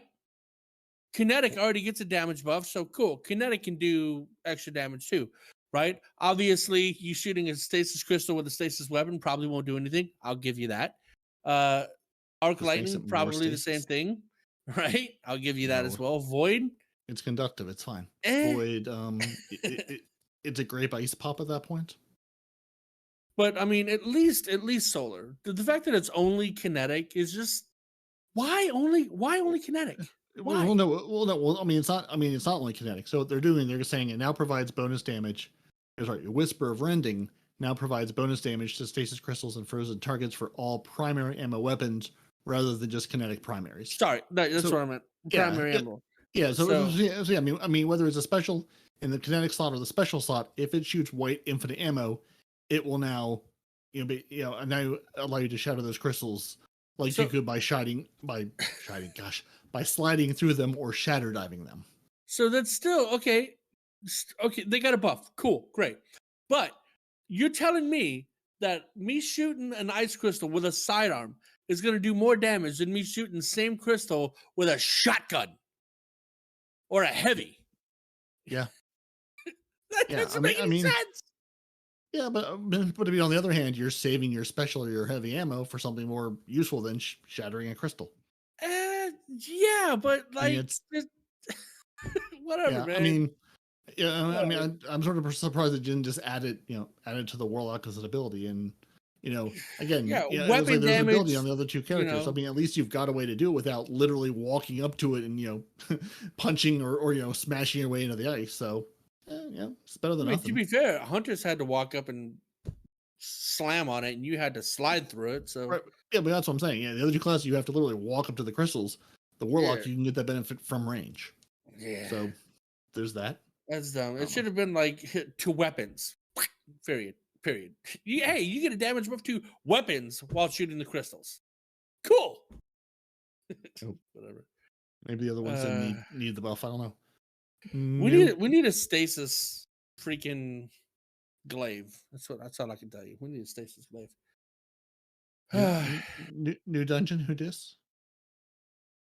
A new dungeon is on the way, but while we do want to keep the details close to the chest so that day one experience can be exciting and new for all, we did, at the very least, want to share when you can get adventure ready for season 19. The new dungeon will drop December 9th at 9 a.m. Pacific something time for the first Friday of the new season. In this new endgame activity, you'll be able to... Gotta go. Deuces. Oh man. Yeah, so they're not telling us. That's not us. That's not us surprising it of you. They're not saying. But what they are telling you is you can vote Respawn on November 7th on Monday. What? You can vote. Bungie's going to send you an email. What? You personally, they're going to reach out to you and say, in the upcoming Trials Lab rotation, do you want Anomaly, Cauldron, or Pacifica? And if none of those words mean anything to you, go to the TWAB and look at the pictures. Because Anomaly is the one with the big, anomaly in the middle that rotates. Yeah. Cauldron is the one where everyone runs the same room in the middle and dies. Oh, I hate that one so much. And Pacifica happens on a planet on Titan that isn't even in the game anymore. So this map is in the map Netherworld. Where doors can close right before you take a shot, I can't stand that, dude. Oh, I've killed myself with a rocket because the door closed. Dude, I was like, damn it. Winning. So Respawn, when you get that email, you will see a snazzy little image like the one above here they have in the TWAB of showing the map. Yep. Don't be like me the first time and not understand how this works. But you click on that shiny little image to cast your vote.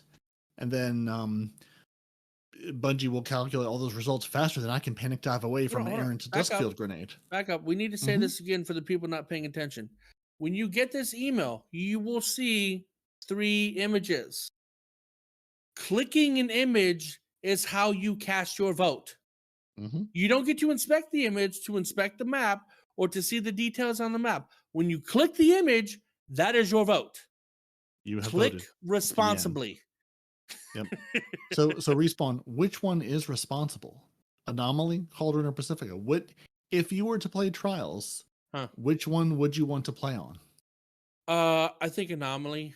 The map, I think it's kind of cool. The whole thing rotates. There's lots of doors you can peek in and out of, and there's an above ground and below ground. I think it's a fun map overall. Honestly, would that be the best map to play hide and seek on? Hell no. No, because no matter where you go, you're on the radar. It's actually kind of a small map, right? But the thing that sucks is, like, again, the whole thing rotates, right? So you'll get sniped by a rotating guardian before you even realize that they're there.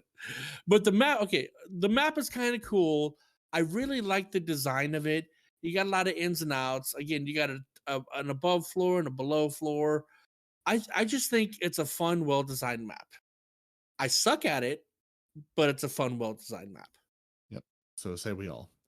So yeah, if you're interested in voting, you'll get that email on Monday. the new map will be set on November 11th on Friday when Trials goes live again.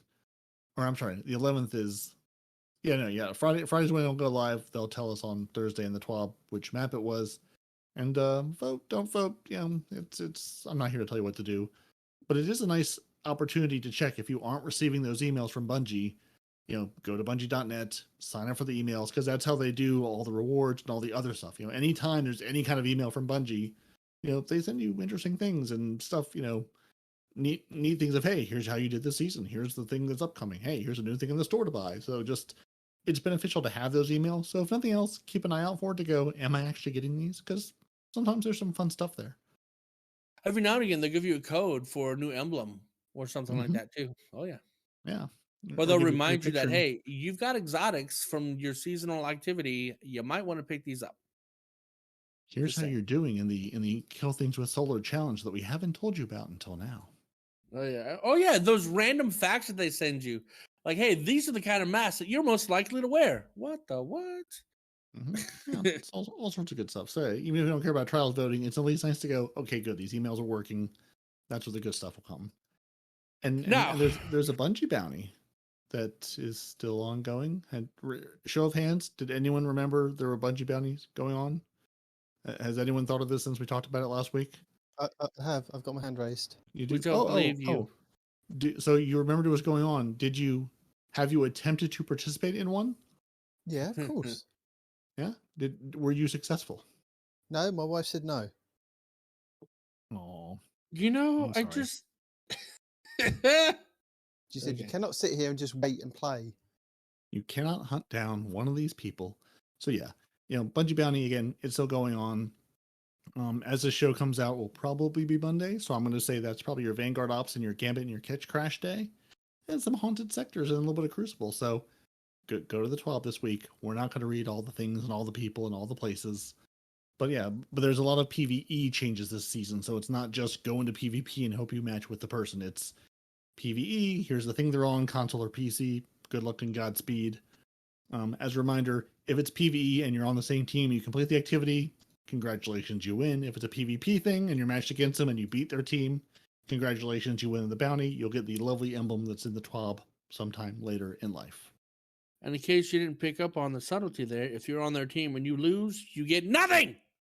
You lose. If they're on the opposite team and they win, you get nothing. And Bungie would like to remind you, do not quit out of activities like the Crucible, because you will be penalized from doing so, and then you'll be prevented from rejoining the Crucible, and then you will be sad because you can definitely not participate in the Bungie bounty if you can't get into the game that you're trying to get into. That is a problem. That's a problem. Go forth, play. Good luck. Be happy. Maybe your wife will say you can play. Maybe not. It's hard to say.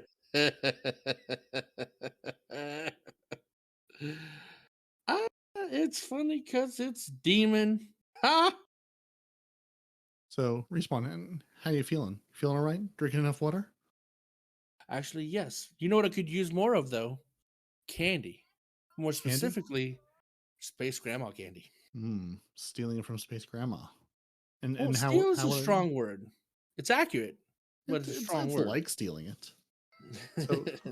So how would I get this candy? What should I do with this candy?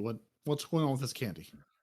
Well, what you have to do is you want to go ahead and offer up a reminder to wrap up any unfinished business in the tower, because it's the last week of the Festival of the Lost before Mariah Carey's unavoidable takeover. And Space Grand. Is it the last week? Or is it the last couple of days? Well, week is a strong word. By the time this releases, does it matter? Depending on what time zone you're in, how your time change works, there was a week at some point, probably when they wrote these words earlier in this week. So, Eva returns with some fresh baked goods and that holiday cheer. It's not too late to get out of here. I'm sorry. It's not too late to get out there, unless, of course, this is Tuesday and you're hearing this, and earn or even guild, if you're feeling spicy, that spifftastic new Ghost Rider title and earn some more goodies for your skills at taking out murderous walking jack-o'-lanterns. A completely normal week, so stop asking questions. Glint. Also, I still can't transfer my pages. Just saying. Sir, for those that are still working on their titles, you should read below. for those that are still working on their titles and event cards, you have from now until next reset on November 8th to make it happen. You can do it. Ever told me so. Now for the fun part. We art masks, pumpkins, and kick-ass guardians. Oh my. That's a cool fireplace symbol. I like that. That's very nice. Yeah, there's a lot of Halloween themed, mask themed artwork because it is the time. Someone should jump on with Respawn and help him with his pages because clearly he needs some assistance. Very similar to you very silly Guardians out there who bought a PS5. Bungie has noticed you. There is a notable number of you PS5 players playing the PS4 version of Destiny 2 on your current generation console. Sirs and madams of the world. For an optimal experience on the PlayStation goodness, you should make sure to check out Bungie has a whole resource. They have a nice little link right here to upgrade to the free PS5 version to see an improvement in your frame rates and your graphics overall. Don't play Destiny on your PS5 with PS4 versions. That's very silly of you. Get all of the things you spent all the money on, you silly PlayStation players. Or maybe Bungie has called you out. Go do this. Or maybe this is the way that people on PlayStation are seeing those hunters with those low frame rates. That's probably it. It is. They're like, listen, that's the answer.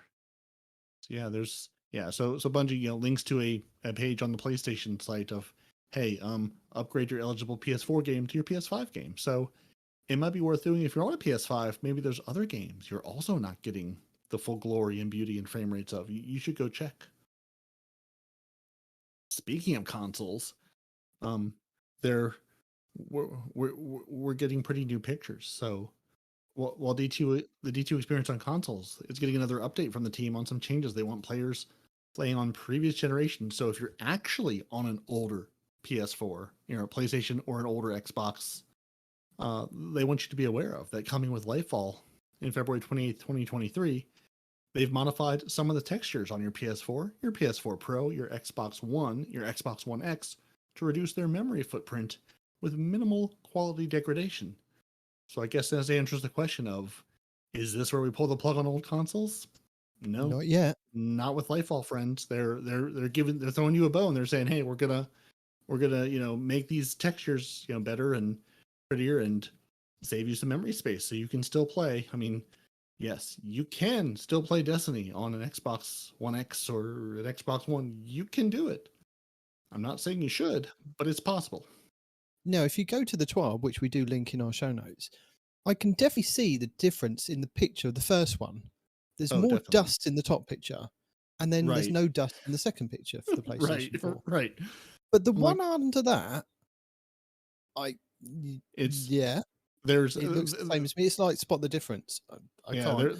There's some level of Rorschach test. There's like a little bit of like color. I mean, it's some of these. I'm like, have you changed? Have you changed it at all? Really? I mean, and really, they don't look that different.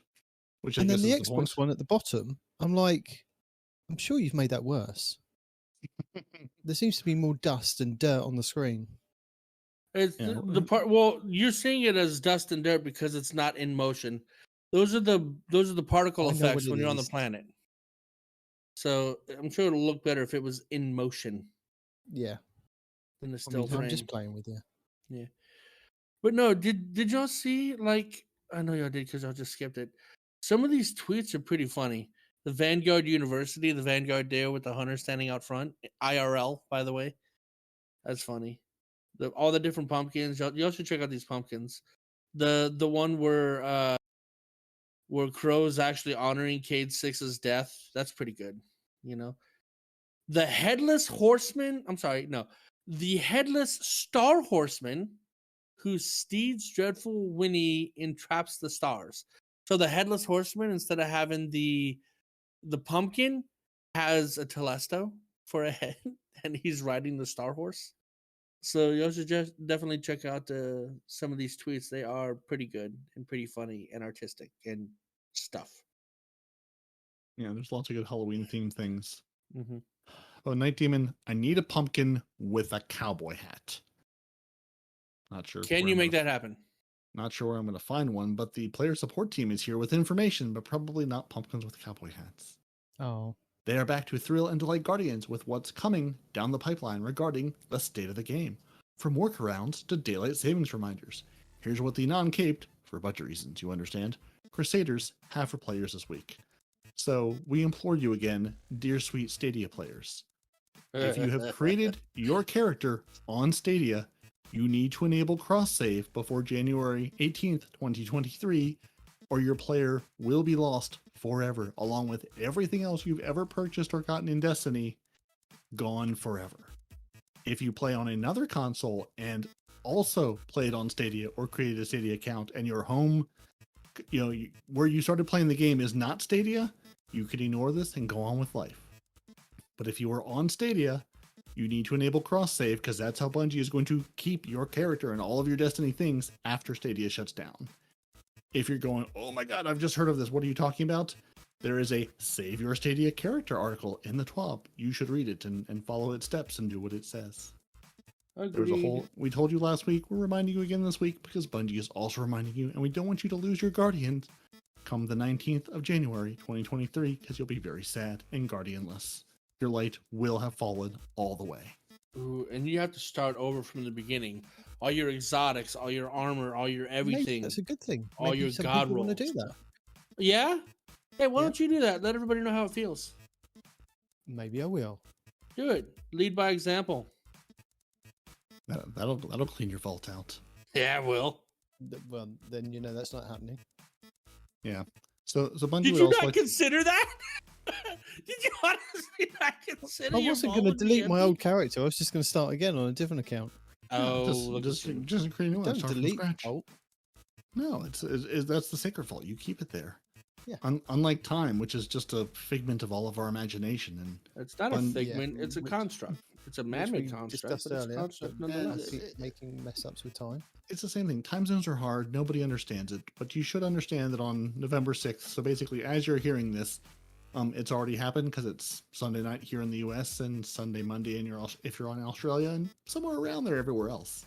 Yep. Your daily and weekly reset times will update to 9 a.m. Pacific and 1700 UTC, which is an hour later than they are because, again, I still have not kept track of this, or my phone updates and it tells me the new time. Today, what time was reset for you today? 12 or 1? Yeah, 12, so it goes to 1 p.m. So it goes back an hour. There you go. Yeah, so it's different. And again, Bungie also has a Destiny 2 ritual reset guide. So if you, like us, struggle with time and how it works, you can look up in your time zone and figure out when your time changes. But basically, it's going to be an hour different coming this Tuesday than it was last Tuesday. And it's going to stay that way all through the winter because time is a construct and no one agrees it should exist. What we should agree exists is hotfixes, though. We're getting a new one with 6253, which is going to happen on November 8th. On that Tuesday. And it's going to happen, at 8 a.m. Pacific time, your maintenance will begin. Ooh, it used to be 9 a.m. Now it's 8 a.m. Pacific. 45 minutes later, the game's brought offline. At 9 a.m. Pacific, the hotfix begins rolling out to all platforms and all the regions. And an hour later, the maintenance will complete, Destiny 2 will be back online, and you'll be able to play the shiny new hotfix with all the new things. And as a reminder, when the game goes offline, so do the APIs, so all of your apps will not work. That's when you watch your podcasts, listen to your YouTubes, and stare at the wall going, it's coming, or just stare at the little loading screen on your console or PC going, it'll be back soon, I'm waiting. So respawn. Rocking back and forth in a cold sweat. Exactly. And yes. I don't do that. I don't know what you're talking about. You listen to YouTube and you watch your podcast, and I will have no one complain any way other. Mm-hmm. What I also want to understand, Respawn, is your workaround for converting pages.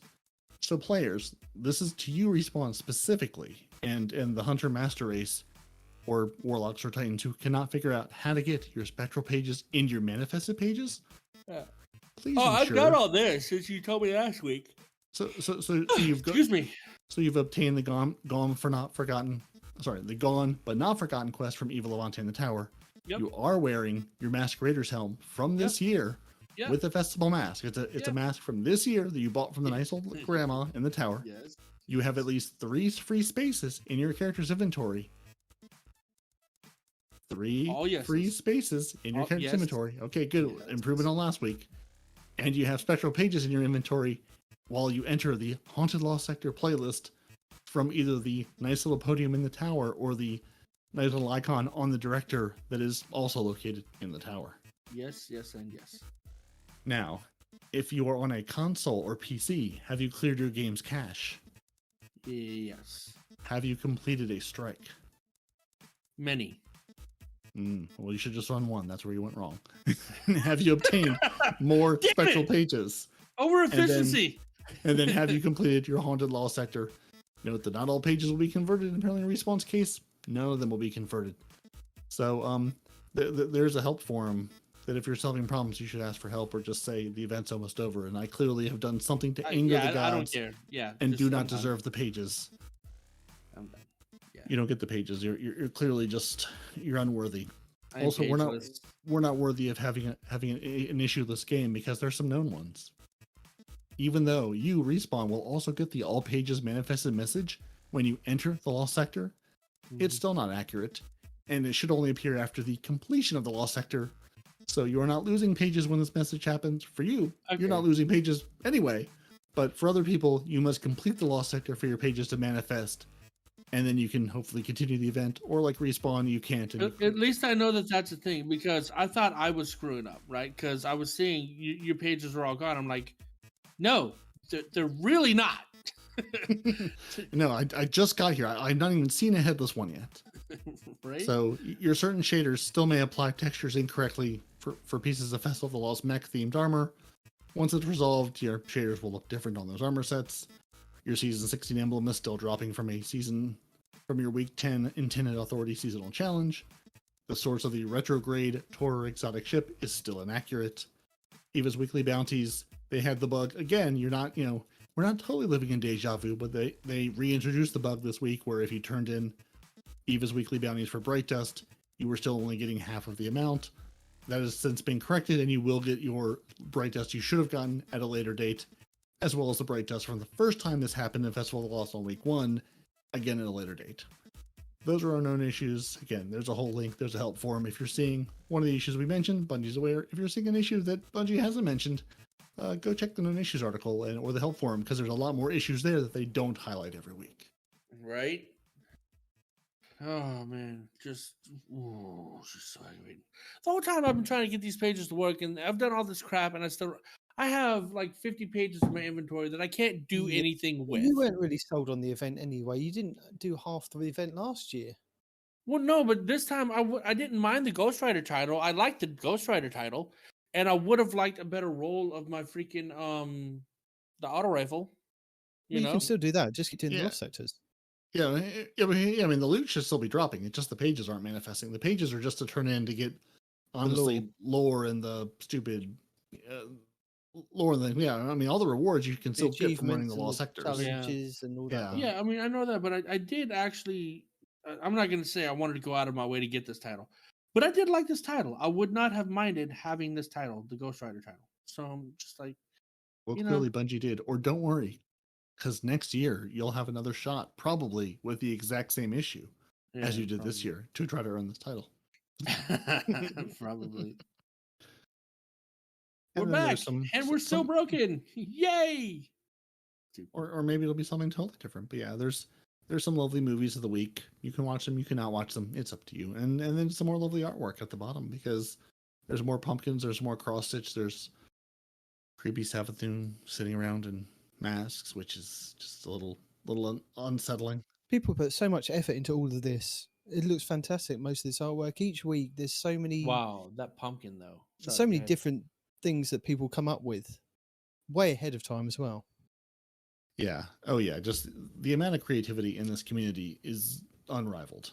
Trash basket Savathun. And that's the end of our 12, everyone. So go get yourself some post-Halloween discounted candy, and don't worry about all the chocolate on our faces. It's called self-care. It's fine. It's fine. Yeah, it's But absolutely is normal. that the end of the podcast? Never. But Hippie would like to remind you to go drink lots of water. In fact, you should get some more water now, and you should be a little nicer to yourself because maybe you're going through some trauma about your character being buffed or nerfed, or maybe your favorite weapon isn't working right now. So while the TWAB is over, the podcast is not over. We have more for you. Chewy. We have a man whose name is Respawn. Ah. He has a report. He is going to round it up, like very similar to a pumpkin with a cowboy hat, but not exactly. Wow. So Respawn will be our pumpkin with a cowboy hat.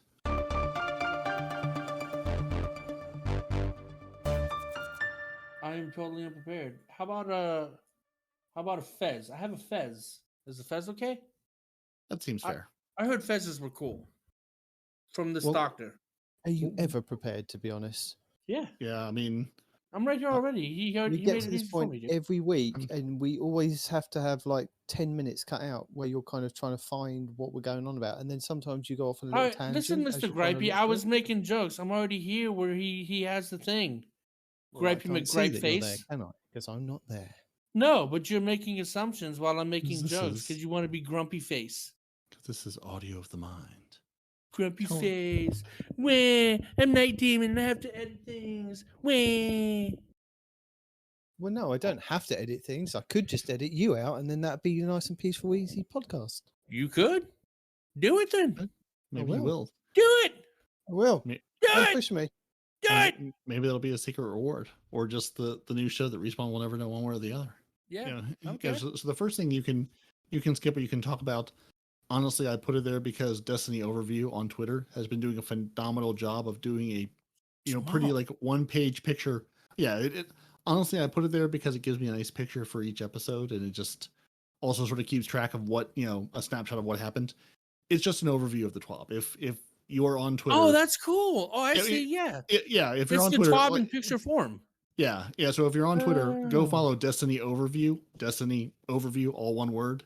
They do every week like what Xur has, the trials thing, the TWAB recap with a, you can have the 3-hour version from us, the 20-minute Aztecross version, or the like, let me read this in 2 minutes of just show me what got buffed, what got nerfed, what got changed, and what's upcoming. So that's the like, one sheet of paper version of our show, which you can have, but you should also listen to our show because we're more entertaining than a single sheet of paper. Absolutely. Promise. And moving on past that, Liana Rupert at Dirty F and Hippie says, calling all Destiny 2 players with visual disability accommodation needs. Hey, I know someone like that. Me too. Specifically for the Destiny 2 companion app. How accessible is our companion app to the game? How well does it work with screen readers? And how is the contrast colorblind flags? Well, you have dark mode, which is really all I need. So appreciate that. Yeah. So if you have thoughts, you should reach out to Dirty F and Hippie on Twitter, who's one of our Destiny 2 community moderators, who's looking to collect real feedback from people who need these accessibility settings with the D2 companion app, the lovely one you can put on your devices, your phones, your tablets, to download your bounties, interact with the game. How well does it work? How could it be better? Clearly, they're looking for your real how could it be feedback better? to improve it. You know how you can see your Guardian on the app in the 3D model, Yeah. but Mhm. none of the colors match what's in game? You could make it look like the Guardian that's in game. Just, a heads up. Moving on. Leon Rubin says, it's sweet that people feel the need to troll on an accessibility post. Truly, I appreciate you gifting your valuable time for such an important endeavor. Not all heroes and all that. As much as it pains me to say this, we could also not do that so feedback isn't buried. Oh, yeah. So don't troll the accessibility forums, guys. Please. Yeah. She's actually looking for real feedback, Yeah. So if you do have some real feedback, please go give it and, troll different posts. Go troll a different person on a different post. Nicely. Look, troll them. Elon slightly. may own Twitter, but you can still troll on there just like you could before. Just But you should go go do troll your thing Elon. there. Yeah. He deserves it. He deserves your Yeah. worst. He takes all the trolls and he trolls back, dude. It's a fun back and forth. Go try it out. Destiny Tracker says new Bungie plans to keep making content for Xbox One, One X, PS4, and PS4 Pro. This change, modifying textures, will help us keep creating new content on PS4, PS4 Pro, Xbox One, and Xbox One X. Hashtag Destiny 2. So they are still making content for some of the older generations. DestinyTracker.com says, breaking, Destiny Season 19's dungeon goes live on December 9th. Hashtag Destiny 2. That is like a whole Be month ready. and a week from now, man. Yeah, but it's coming. Bungie is nothing if not the kings of building hype. Yeah. Well, for the first time ever, because Demon laughed at me this season, I'm stocking up on some bounties so that I can do content. Ooh, you've finally broken him down. 18 seasons into the game, you've broken him. I've got bounties. Look, boom. Hold on. Ready? So far, you have? I got 8 bounties. Boom. 8. Saving them. Respawn. Explain to the people why you would want to be saving bounties at this point in the season. Okay, so the reason you want to save bounties at this point in the season is to give you a jump start on your seasonal artifact next season. Your seasonal artifact plays a lot of important things, right? Well, there's two things it does, right? So Peroty wants me to say 2 things at once, which I can't do. He's got to wait. So the first thing is it powers up your seasonal artifact, which gives you seasonal mods, which help you build craft. The more mods you get, the more build crafting you can do. That's step 1. Step 2, it gives you levels, both on your character, light-wise, by getting the more experience you get, the farther in your artifact you get, the higher light level gear you get, etc. It's a snowball effect, right? And your artifact itself gives you artificial levels, right? So usually for Grandmaster activity, you have to be max light and have 15 levels on your artifact to be able to access Grandmaster activity. Yep. So you have to have them both. And bounties give you a ton of experience. So if you save up bounties from this season, as soon as next season starts, and after you've acquired your artifact, I cannot stress this enough. People came to me so upset.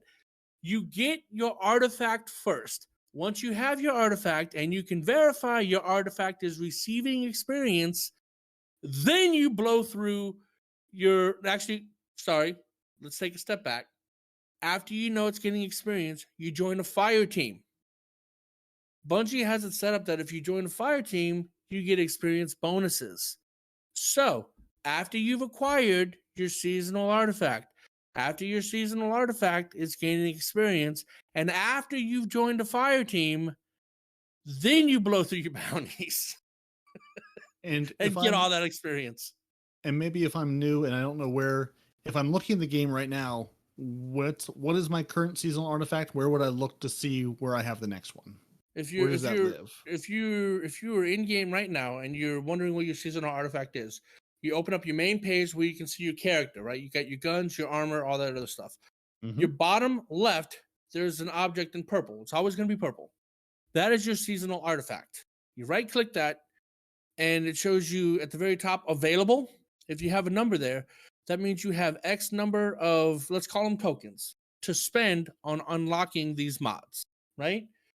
As the season goes on, depending on how much experience you get, you can potentially unlock every single mod. Whereas before, you could only unlock less than all of them. Like 25? Was it 25? 12. Yeah, 12. 25. Yeah. It's 25 currently. Yeah. So there's 25 total. You can eventually unlock all of them as you gain XP. So yeah. So right. Is it the skeleton key? Is that what it's called? It is for the current season. Our current one is skeleton key. Yes. Yeah. So when the season ends, you will lose your skeleton key. It'll go away. We will get a new thing. Make sure there is something in that slot before you turn in all your XP, all your bounties. You can still do it. You'll get XP, but you won't get any XP toward your artifact, which is sort of the point of the whole hoarding thing. And whenever you have the artifact, you get it. Whenever you have the artifact, as you're looking at the artifact screen, in the bottom right-hand corner, you have a diamond. You have a blue line, and you have a white line, okay? The white line is how much experience you need to get to your next artifact. The blue line is how much experience, is how much experience into your next artifact level. Yeah. Those are two different things. Only one artifact. You have one artifact, you're just leveling it up throughout the season.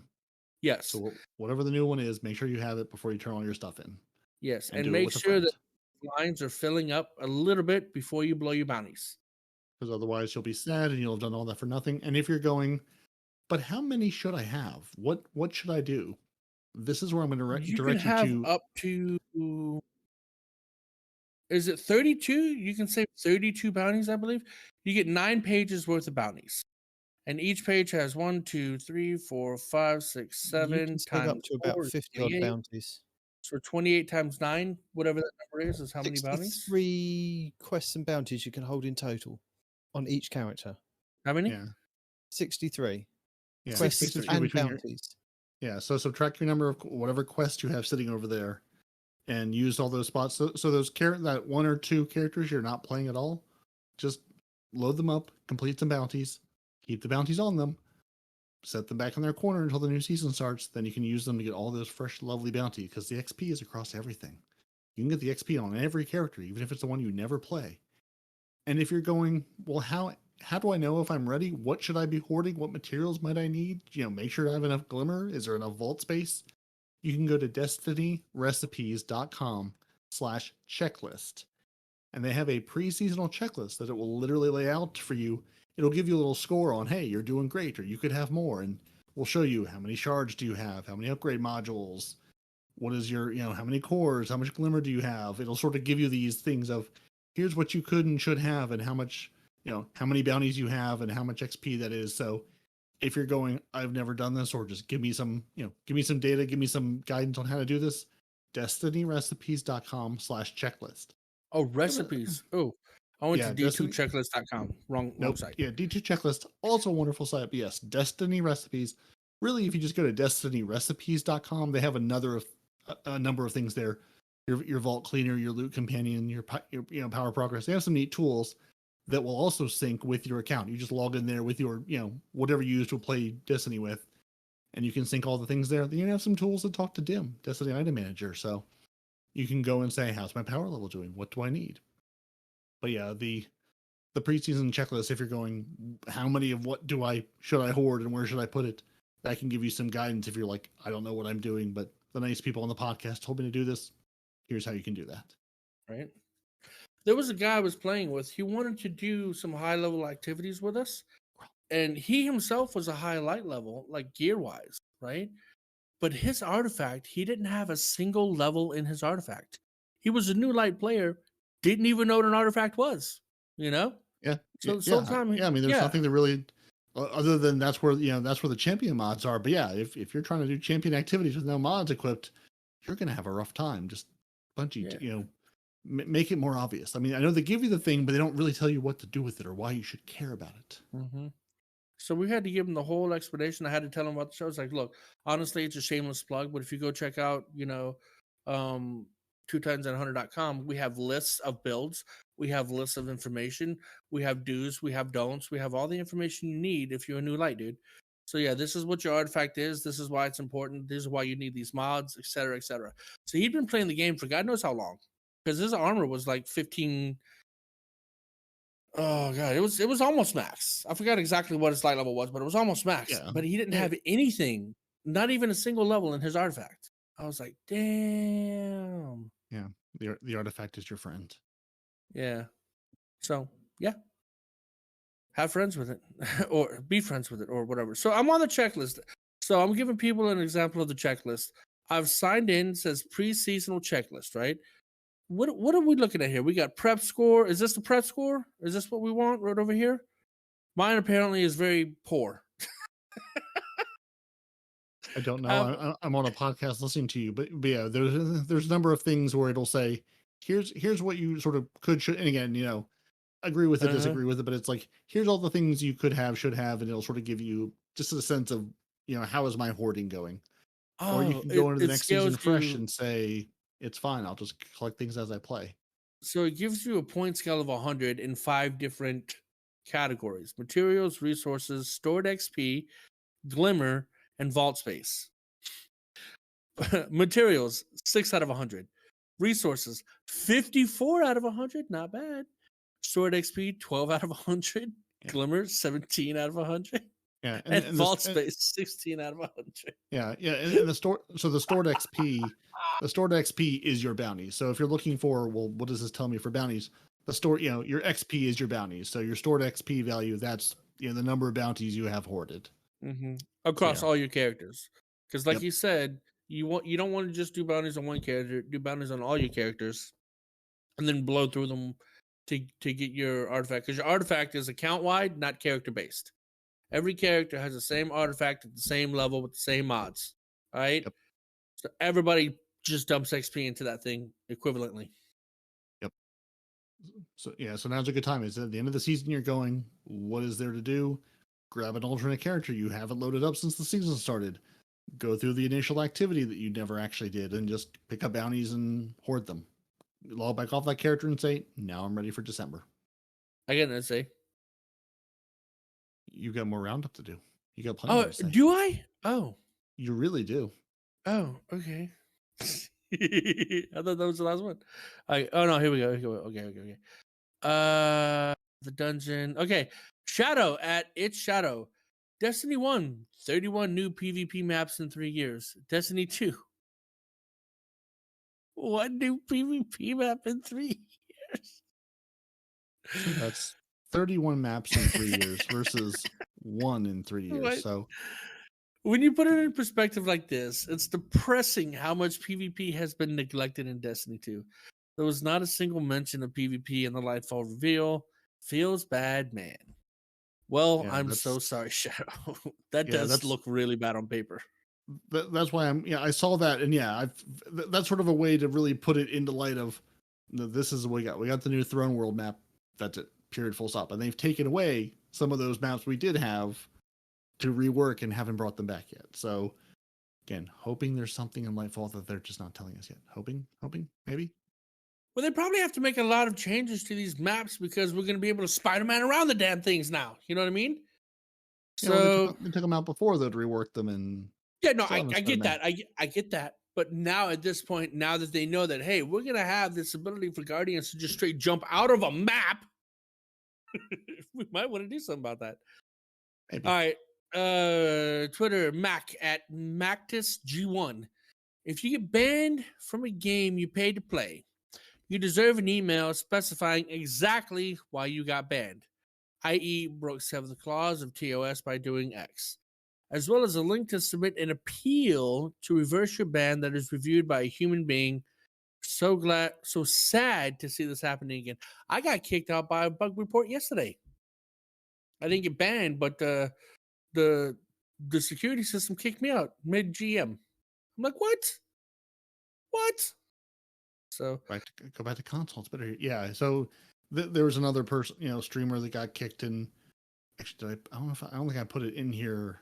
And Bungie Help came out and said, no, this person was banned for multiple TOS violations. But again, I kind of agree with Mactix. If you are banned, you should get something that says, like, here's what you did, here's why you were banned. At least a concrete reason. So at least you can say, oh no, like, this is obviously, it gives me something to go on to make my appeal versus just, if I was doing something bad, I should know. Or, oh, hey, oh my God, this piece of software is triggering your system for some reason.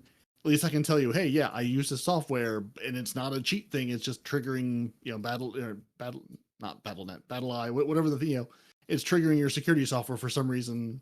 Maybe, bring this to someone's attention. But, And then some of the things are so arbitrary, right? That, like, what if I have a macro that I'm not really good? Let's say I have really poor hand-eye coordination. And for me to do a shatter dive, I put a macro on a button. I hit one button, it jumps in the air, and it does a shatter dive, right? Bungie, according to the terms of service, is so vague that something like that can get you banned. So, at a minimum, I think he's right. What did I do wrong? Oh, I used a macro? Yeah, I used a macro to do shatter dive because I'm missing a thumb or whatever, right? I'm sorry, I didn't know I couldn't do that. I'll remove the macro. Can I be unbanned, please? Something. Let them face their accuser properly. Let's see where we at. Fusion rifles. Bungie Help says we're making some adjustments to lineal, not linear. It ends with an L. So lineal fusion rifles.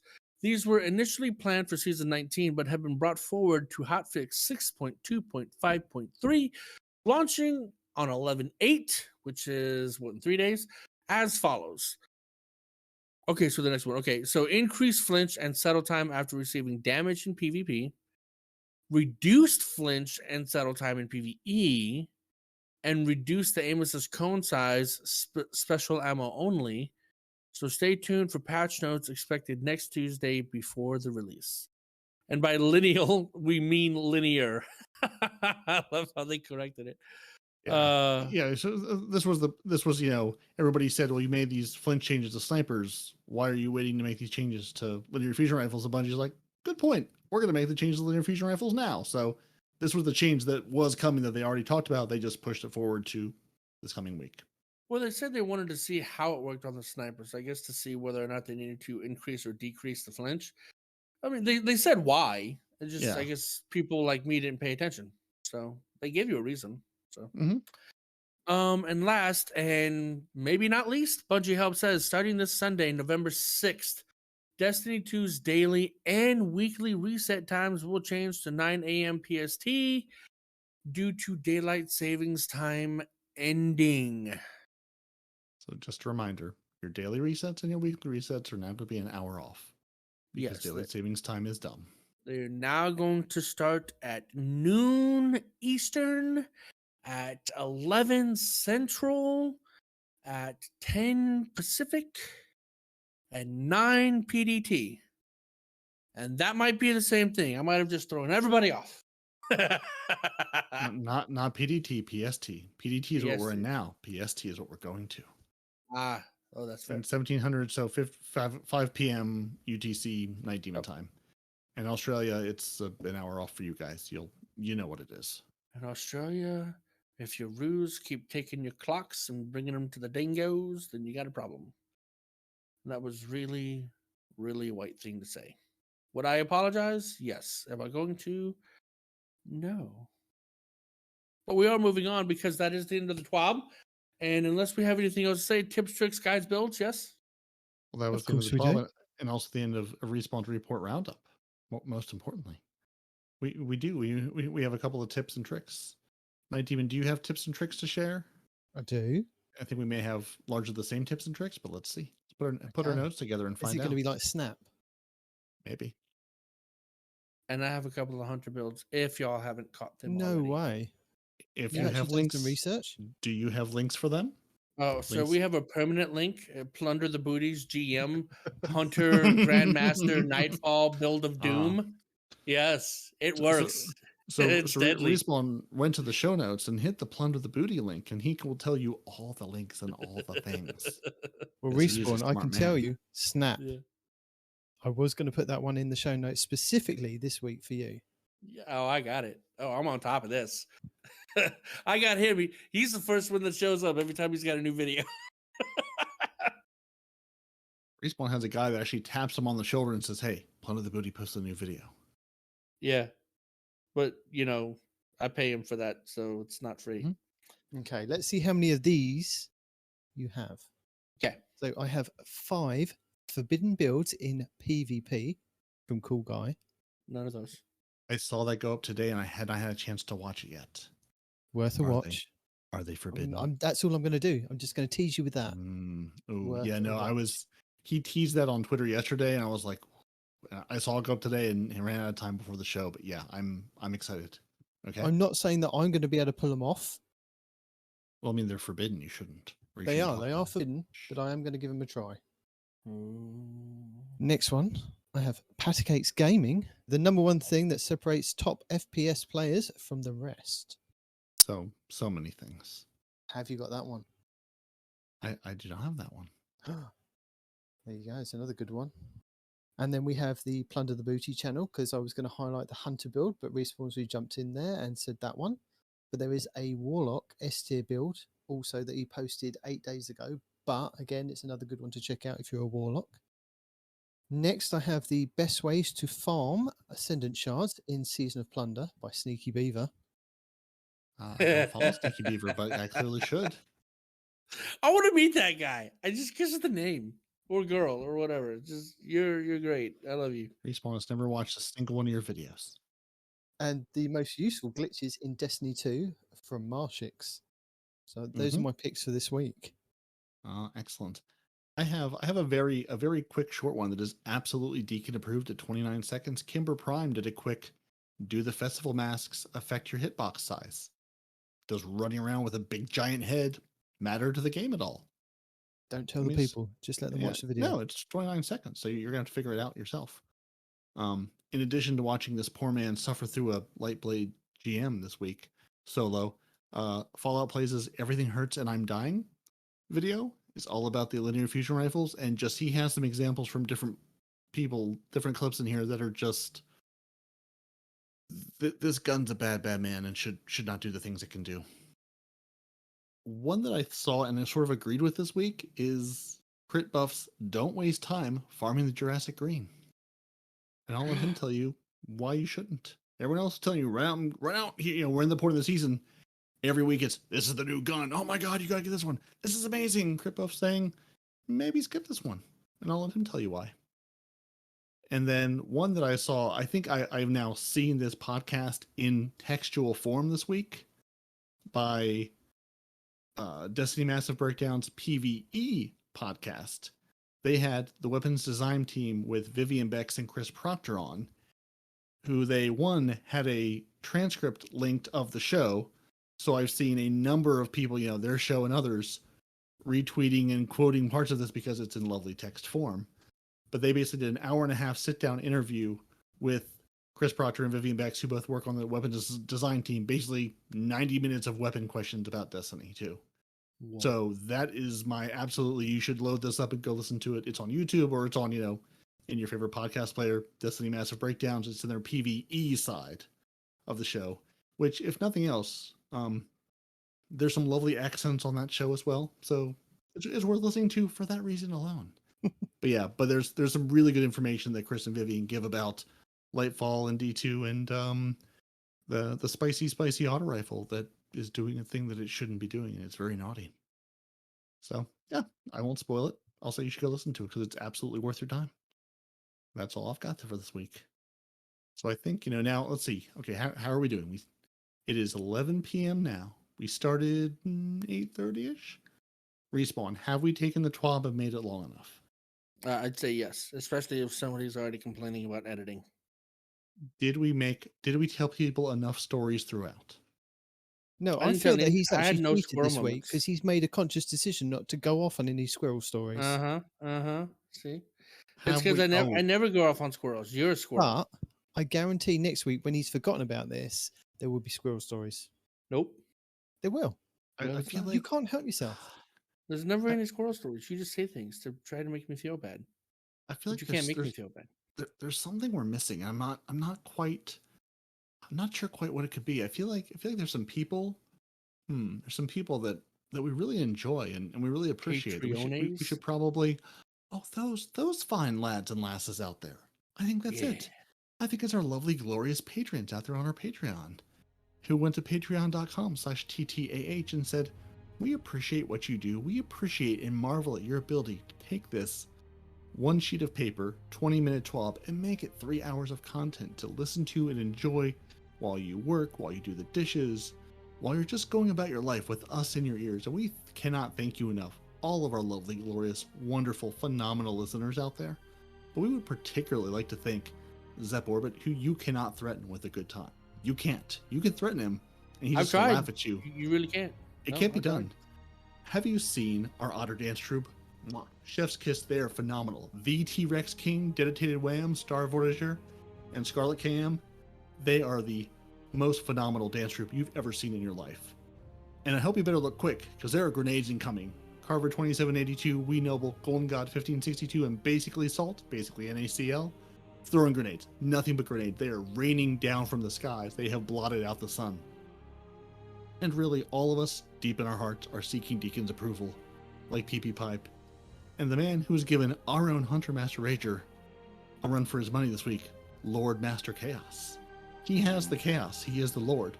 Which really, I feel like now we've got a God, we've got a Lord, we've got a King. I mean, at some point we're going to have like a tier list of our lovely Patreons and just see, you know, where do they all stand? You know, who would truly win in a Patreon fight? Maybe we have a Prince in the clan. I don't know Mm. why he's not in the Patreon yet. Yeah, I don't know. I mean, Prince, I'm not sure. You've got kings and gods. I'm not sure Prince is going to stack up. Maybe we'll need to have some sort of like Royal Rumble at the end of the season to sort all this out. But thank all of you, and thank you everyone for listening to our show. We really appreciate you. And this is, you know, we don't ask for a lot, but if you are near a place like, you know, Apple Podcasts or any of these other lovely places that, you know, take feedback or take ratings and comments, you know, drop us a review, drop us a rating. We appreciate it. It helps people find the show when they're searching for Destiny soundtracks on Spotify and they stumble across our show and go, oh, hey, look at this fancy thing I found with these gloriously neon demons and dragons. I guess they're dragons, not really demons. We have our own demon. You can't have him. He's ours. So yeah, it helps people find the show and helps us grow, and we appreciate each and every one of you. And I appreciate that it's this time of the night where I say thank you for joining us. Your Titans are Peroty and Nitedemon. Your hunters know and respond in real life. You should email the show at 2titanshunter@hotmail.com. We are on Elon Musk's Twitter at 2titans_hunter. That's the number 2_hunter. Everywhere else in the entire world, we are 2titans_hunter, all spelled out, no numbers. Instagram, Facebook, YouTube. You can find us doing what we're doing, being Ghostbusters, trying to figure out why Gambit exists, because it's lovely, that's why. And really trying to figure out who can do the most damage per second, because that really is the one true metric for Respawn in the entire world. Who is the DPS king? It's important. Don't try to make me singled out like that. I'm going to single you out because I'm the closer, and that's what I get to do. And I also get to tell you, you should listen to our show on Apple Podcasts, Google Play, Spotify, Overcast, Spotify, and everywhere fine podcasts are sold. We have a show on YouTube. We have videos on YouTube. We do. We will tell you what's happening next week in Destiny. You should go to youtube.com/2titans_hunter right now. You should give us a follow because there's streams. There's this where the show lives. And it's not just this show with like a silly little image. There is gameplay footage. There's something to watch while you have the show on YouTube. And the nice British man will tell you, sometimes with a phenomenal pirate accent, what's going on next week. Sometimes he might even serenade you. He might. He probably will. And if you can poke him and tease him enough, sometimes. Now I'm not going to say this is going to happen every week. This is, you know, we are all unfortunately busy adults with busy lives, and sometimes things happen. So you should go to twitch.tv/no1respawns in real life, and that's NO1 respawns in real life, all spelled out. Or Respawn will stream you D&D every Thursday night. This show, usually on Saturday mornings, sometimes on Friday nights. You never know. That's why you should go subscribe to his stream and figure out when this happens. And you can get the live show. I'm not saying it's a good thing, not saying it's a bad thing, but you will get it for whatever it is. It is a thing, Also, and that's what oftentimes, 19 will do a stream at twitch.tv/2titans_hunter. And there's a chance I may be streaming there periodically. I'm still trying to work that whole find a time to stream out, but you should also go to twitch.tv/2titans_hunter. Or again, if you go to youtube.com/2titans_hunter, we stream to both places because that's a thing you can do now. So follow us on one or both those places and you'll be notified, hey, someone's live, someone's doing a thing. Who is it? Gotta follow us to find out. Oftentimes, it's 10 a.m. to 2 p.m. UTC, which is 5 a.m. to 9 a.m. US Eastern Time. I'm not going to say it's every Wednesday. I'll say it's often many Wednesdays, but like I said, you got to follow to find out when it's going to happen. And if you're saying, we appreciate what you do, but maybe we want to see you, drag more children through raids or, have Respawn run PvP with a Rat King the entire weekend. What? You could go to coffee.com/2titans_hunter. That's ko-fi.com. Where if you want to say, here's the thing, hey, I think you should go do a GM and we'll put some money on the line. You can toss a couple bucks our way. Our goal really is to get Nitedemon where he can do this show professionally. Because really, we all serve at the pleasure of the king. And he is our king. And until next week, King, Jester, what shall we say to the people? Any closing thoughts? Yeah. Jester? Are you the Jester? Who's the Jester? It can be joint jesters. Perfect. But is it deuces? Well, deuces is what I was going to say. Yes, absolutely. But that's what I was asking. Yes. There you go. Deuces. Deuces. My liege. Deuces is my love language. That's too much information.